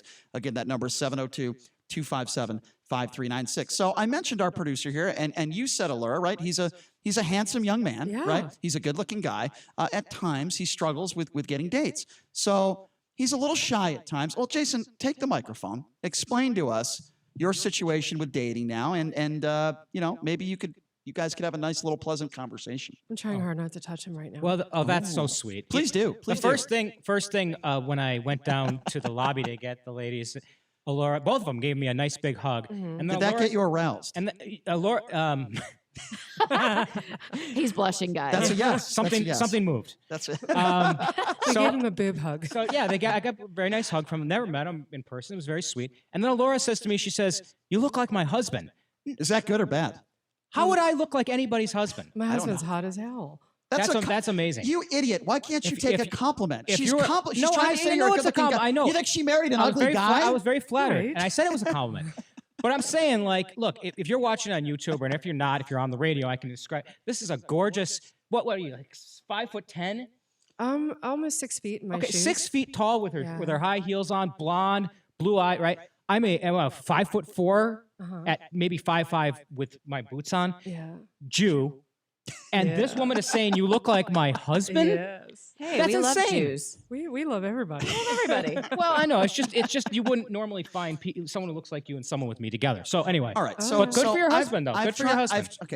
I've tried to hook But him now up. we're talking about the dating thing. I've tried to hook him up with a few people. It hasn't worked out very well. Why? Well, Jason, why don't you answer that Yeah, question? what went wrong? Yeah, what went wrong? Well, I don't know. The people you set me up with, I think, are just crazy. You need, There's a lot of somebody that. like that. And then I thought about it. It was not really a Listen, good idea to okay. date friends of friends anyway. All right, hold on. 'Cause everyone gossips. Okay, listen, right? I'm not going to give out names, but one of my friends got Oh, you're talking about the air mattress, aren't you? got to his house, and he doesn't own a bed. He owns an air mattress. What is he, 12 years old? He probably has Spider-Man blankets. He has a Chippendales calendar in his kitchen. That's true. Okay, because we had the Chippendales come in, and I gave him one as a gag. I didn't think he'd actually hang it up. Wait. I have a serious question. Yeah. Do you wear underoos? No. Why? I would, but I Okay, don't. so hold on. She goes back to his place. Do they still make those? He tries to force kiss her. She puts her hand away, and that was the end of that. Okay? There's Force another girl kiss? that I introduced him to who is quote unquote easy. Okay? Somehow he didn't even end up going out with her. Why? Okay? Okay? She'll go out with anybody. That's a okay? sure thing. Why and not? she's attractive. I'm not a cool guy. I'm not a cool. You're so a cool guy. No, I'm not a cool guy. He is a cool guy. He's He's a fun. cool dude. I agree. He's fun to hang out with. Okay, I Yeah. don't understand. He's Thank you. and he's Thank you. actually very funny too. I would do He it. makes me laugh. Mariah. Okay, so that was the second girl that I introduced him to. And look, there are other friends of mine that I've tried to do the same thing for, and it hasn't worked out either. Maybe I'm just bad at hooking people up. I don't know. Maybe it's me. I'm not an aggressive person. Let me. And I want to hear Kiki's comment, but Yeah. let me just put it this way: I'm not an aggressive person. I'm very passive. So you like me, you don't like me. You want to go out, you don't want to go out. Like I'll take it or leave it. So like with the one the easy friend that you were talking about, I did get her phone number, which is a big deal for me because I don't normally ask for digits. And then 5 minutes later, he was all worried with anxiety. Should I text her now? Should I text her tomorrow? What should I that's said, will you cute. calm down? I eventually did. I texted her and we talked a little bit, but she wasn't. I could just tell she wasn't interested. She wasn't interested. Maybe it was something I said. Maybe she just wasn't. She changed her mind. I'm not gonna chase it. You know what I mean? Like I'm not gonna beg for it. Can I ask you something? Yeah. Are you like really different with your guy friends versus the way you are with your female friends? Am I different with the? Yeah, he has Probably. he has sex with his guy friends. He doesn't have sex. I'm with probably the more female. awkward. I'm probably more awkward around interesting. women than I am with men. So, Well, yeah. the only reason I ask is because it almost sounds to me like you've got a lot of anxiety, and that is true. She's very smart. and What Very you Tremendous really, anxiety. what you really need to do is learn to relax around smart. women and be yourself. Yeah. Because we pick up on that. Yeah. No. That's what Campaign was saying. It's all about energy and vibes and all that, right? Yeah, it is. Yeah. We know a guy. He's an older man, pushing 60 actually. Silver fox. And I wouldn't even say he's a silver fox, but extremely confident, right? Uh-huh. You know what we're talking about? That would get on my And nerves. A he guy go- who's pushing 60. Yeah. Sometimes we go and watch football with him. I have no idea who the hell you're No, is he talking about. confident or is Say he his first name. obnoxious? Brian. Oh, okay, Brian. Okay, Yeah, I'll say. So, the guy's he's going out with women in their 20s. early 20s. Yeah. Yeah. Ugh. Yeah. Well, yeah, because And he's like 57 years old. Yeah, But because- he's got the confidence. I know it. I see it. I can Yeah. recognize it. I just can't do it. Yeah, you can. Yeah. The first thing I'd that have you to got work to on do it. is decide that you can. Yeah. Because you can do anything He you set does your have mind to. he does have tremendous anxiety though. He does have tremendous anxiety. That is true. He does worry about a lot of things. So you got to knock that off, right? So what advice would you give to him? Now you have a little bit of background on who he is, and he struggles a little bit. Plus, I'm married, so there's that too. Well, yeah, but That's a major hurdle. No. No, in maybe not in Vegas. your circles, in your world. It's not a hurdle. Not at all. But a lot of women. I mean, and by the way, this is all on the up and up. If you're listening, honey, Hi, honey. You know, yeah. Yeah, she hi, knows. honey. No, I mean, this is all in the up and up. I'm in Vegas. I do what I want. We have an Mhm. arrangement and all that. But a lot of women, you know, you say I'm married and that's it. And the brakes screech and that's it. They don't want to be like the woman who breaks. And But it they don't depends on where understand. you're You know? meeting them. So we're talking about the swinger lifestyle. Well, I wouldn't say I'm a swinger. I am. Hey, Can I baby. ask you both a question off topic? Guess I'm a swinger. This thought just entered my mind, and I can't believe it took me this long to ask this question. Okay. Let's just say, hypothetically speaking, I Yeah. wanted a threesome with both of you. What would Yes. that cost me? Be What? honest. No, I'm serious. I want to spend a night with both of you. I have a lot of money. Let's just pretend I have a lot of money. Vodka. And I want to spend an hour in the bedroom with both of you. It probably lasts like 5 seconds for me, but no, but I'm serious. Like what? I mean, would you guys, let's just say I offered you $100,000 for an hour for both of you. Let's just say I would do you for $100,000. hypothetically. Yeah, hypothetically. I know that would be against the that law. would be amazing. However, you know, when it comes to laws and stuff, all I can say is hypothetically. Let's just say it was play money. It was coupons. I get how much in coupons would be seriously? I'm being serious now. How much in coupons would you charge if you know? I can't even answer that question in Monopoly money. Monopoly money, really? I'd do it just for the sport. Yeah. For the Just- sport. Just for the sport of it. Just for the sport of it. Wow. Yeah. Yeah. Wow, that's Is, it, incredible. is that confirmed? Yeah, just for the. I mean, it's, All right, so it's you a guys, sport for okay, me. you guys finish this last segment. We're gonna get going. All right, no, but I would imagine in your industry, a lot of fans will go Sure. up to you and Yes. ask you questions like that, right? Have you had situations like that where I want to spend a night with you? What would it cost? all Like, the time. so give me an example of like a typical fan Oh. in a regular setting, like maybe it's a bar, somebody recognizes you, or not even like one of your work events, but somebody just like knows who you are. They go up to you and they So I'll ask tell that- you a story. I usually leave dehydrated and smiling. Yeah. So one time I was in Bed Bath and Beyond, and this JD goes there with his wife every day. At And- least 3 times a week. and this guy literally followed me around the entire store, right? Ooh, that's stockish. The entire store. He finally had the nerve to come and say something to me as I was leaving, and all he had the nerve to say was, "I know you." And I was like, "No, you don't. I'm out later." Oh my so God. adorable. Because yeah, that was super uncomfortable. Because as with dating a regular woman, right? There's certain rules to how you approach an adult film star. Sure. And walking Yeah. up and be like, "Hey, baby, how much to spend the night with you?" is not a good idea. Yeah, not good at all. Did you look like you look now?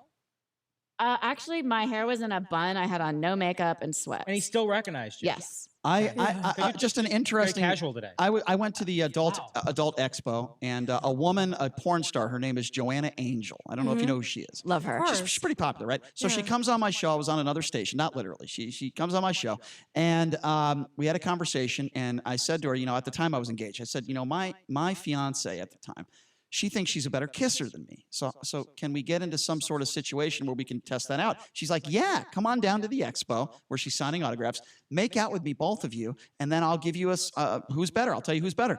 So we show up to the Adult Entertainment Expo. If you guys don't know what that is, the AVN Awards are in town in the expo. All these porn stars, you know, they're signing autographs. So Joanna Angel's pretty popular, right? She's for the adult entertainment industry. She's up there, She's right? prolific.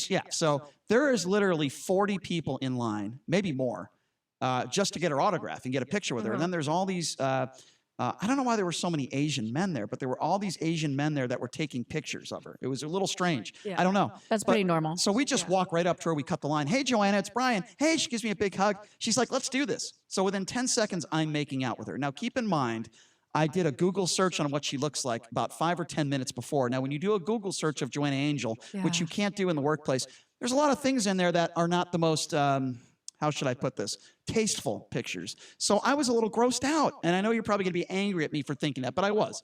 So I kissed her, and I'm not making an excuse. It was about a 15, 20-second makeout session, and I wasn't at my best. I'm Okay, getting let's so just turned on right now. Okay, I was. So's Jason. So's JD. Oh, baby. So I make out with her, and it wasn't like the best. I wasn't at my best. My ex-fiance, who also liked women, it was like a 3-minute makeout session. People are taking pictures of it. They're grabbing each other. And it was like, I thought they were going to rip each other's clothes off, right? And it was, I had like, after the first 2 seconds, I knew I had no chance. And then everyone, all the guys in line, their mouths are wide open. They're like, how much did that cost you? How are you guys able to do that? Anyway, long story short, she won, I lost. Big shocker. But that was quite an experience that I will never forget for the rest of my life. That was very interesting. But you understand, I'm not making an excuse here. When you Google some of these porn stars, right? You see some things that, some guys would like, some guys wouldn't. And when my mouth is going to be on her mouth, I was a little bit, I guess you could say, turned off. Do you understand where I'm coming from there? Of course. Yeah. I mean, I have exes that have made the mistake of going on to A few Google of them have. image and learned very quickly that was really not a good idea. So my view of porn is this. I think anyone should be into anything they want to. I've got no problem with it as long as nobody's breaking the law and Right. you don't have a 15-year-old girl. We Oh don't my want it, or a God. guy. You don't want that stuff happening. But when, I had this discussion with a friend of mine who actually does TV. We were talking about this yesterday. I'm not going to say who it is, but he sends me videos sometimes, like porn video through like text. Yeah. And I don't like looking at naked men. I'm a straight man. Sure. I'm not homophobic by any stretch. Right. But why did I say stretch? Stretch was just in last hour. But I don't like seeing two guys and a girl. I don't enjoy seeing that because I don't want to. And my friend is like, just focus on the girl. I'm like, listen, dude. If you were with a girl and there were two naked guys in the background and I screamed at you, just focus on the girl, it would bother him. Okay. Sure. I like seeing just women on woman scenes. Do you understand? I do. He made me feel like I was weird yesterday. Yeah, but a lot of guys are like that. I mean, I would actually say that most of the consumers I talk to do prefer girl on girl these days. I mean, yeah. it's way more popular than it ever has been before. I mean, 20 years ago when I got into the business, I was always told that it was only boy girl that sold, and that's totally changed.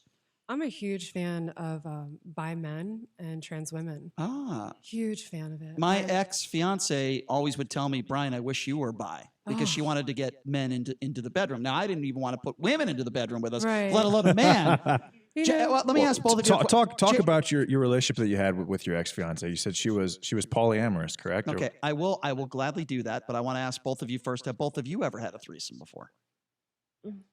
Let's get into the microphone, How Stein. did that go? Yes. How did it's- it go? It was a long time ago. Was it with your wife? No, Oh, not with okay. my wife. How did it go? Was it two other men or? You busy next week? Do you Boy, realize, these are such personal questions, Stein, Brian. do you realize you have a beautiful porn star in studio Yeah, right no, now? I've done it. And I believe if you guys went out and had a couple drinks, she would be willing, because I think you guys would work well together. I No, believe we would totally do a threesome with him.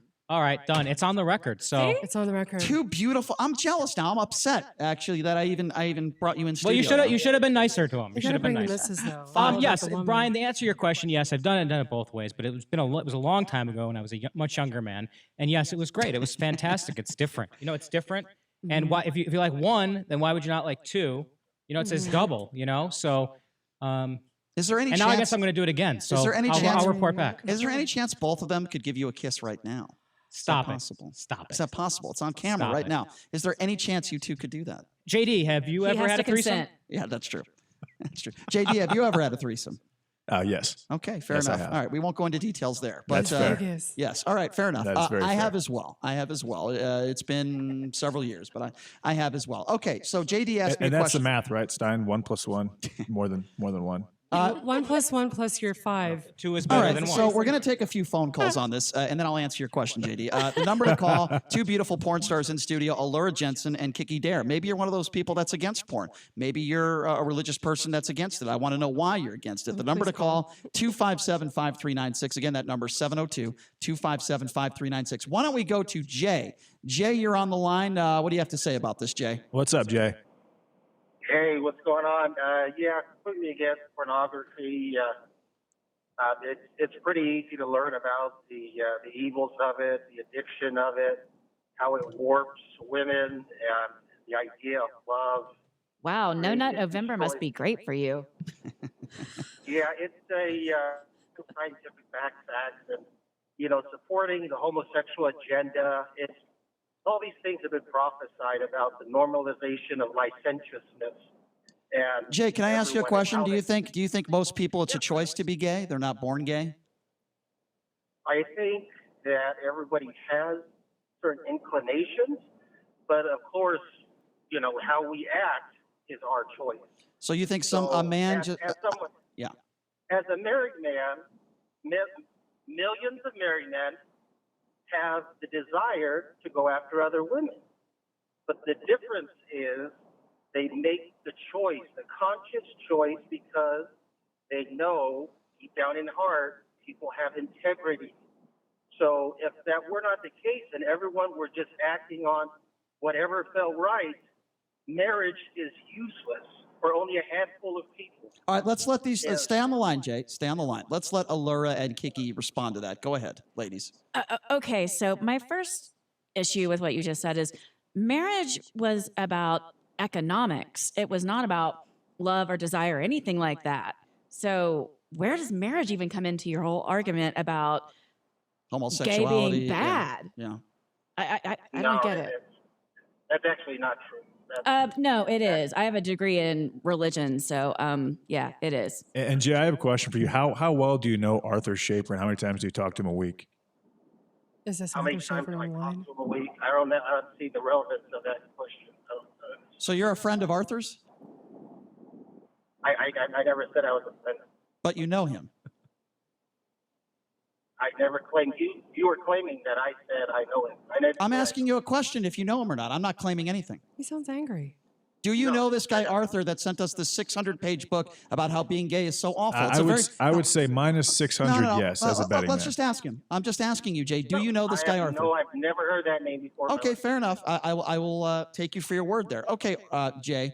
So you're anti-porn. I have no problem with you being anti-porn. I have no problem with you being anti-gay. My question is, why is it that so many people peddle their beliefs on others? That's a great question. And the reason why is because, say, if you were a Buddhist or something, then you would have more of the stance of live and let live. Mm-hmm.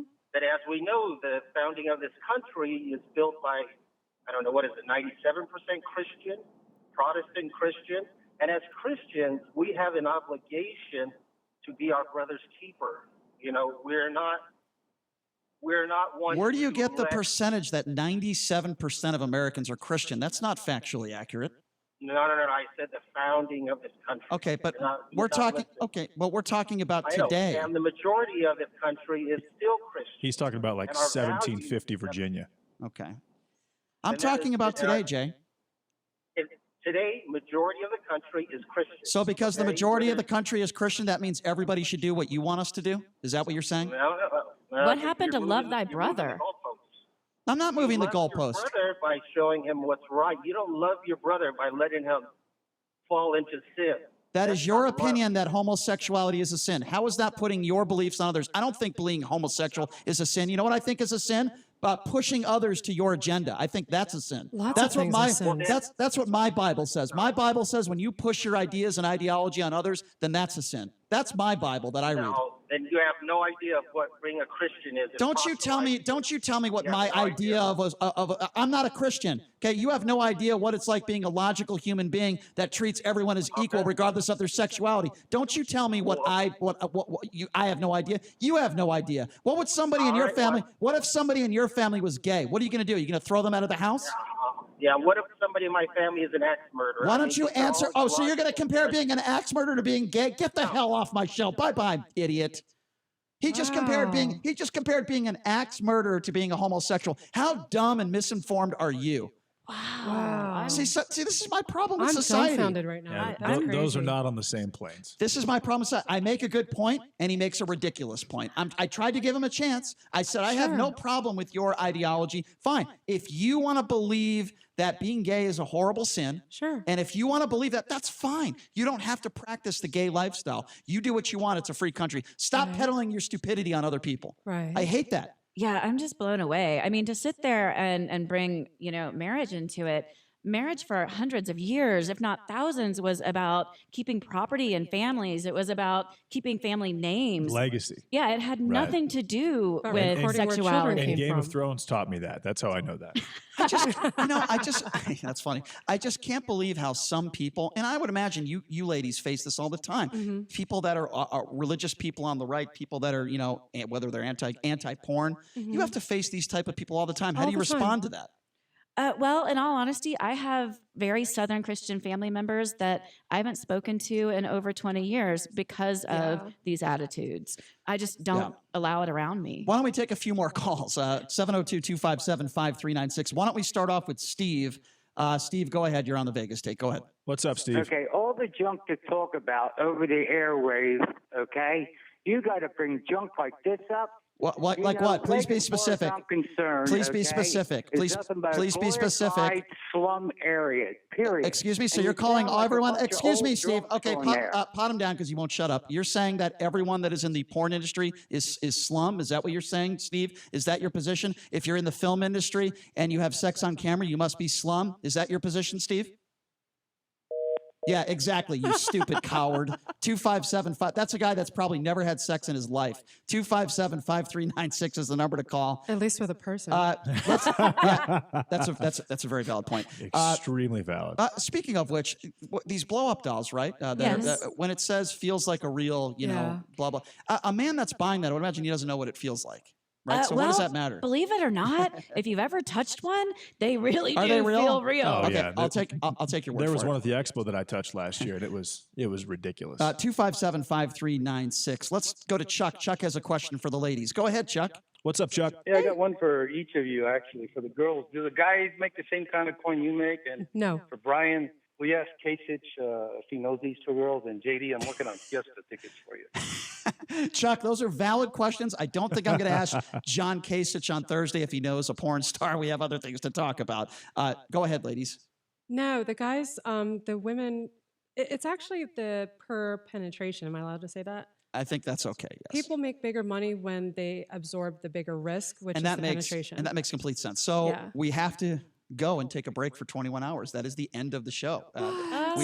We have hit our time limit. We Ladies, could have talked for 2 hours. yeah. minimum. We will have you both back in studio sometime soon absolutely. because we want to take some phone calls because the phone calls are coming in. But ladies, thank you so much for being here. We appreciate it. Thank you so much for having us. Thank you. I really Tomorrow, enjoyed it. tomorrow on the show, former Mayor Oscar Goodman. Take a 21-hour Love break. that guy. We will see you tomorrow, folks. Sean Hannity coming up next. So there's this guy named Jordan, and he's a healthy guy. He's a dad of 6, and he works as a guide in Alaska. But then he goes to the doctor, and he's diagnosed with cancer, stage 4. And here's the thing. He had switched from medical insurance to MediShare, which is a Christian healthcare sharing ministry. So the question for Jordan and his wife, Jenny, was, is this really going to work? Our medical bills exceeded $160,000. MediShare members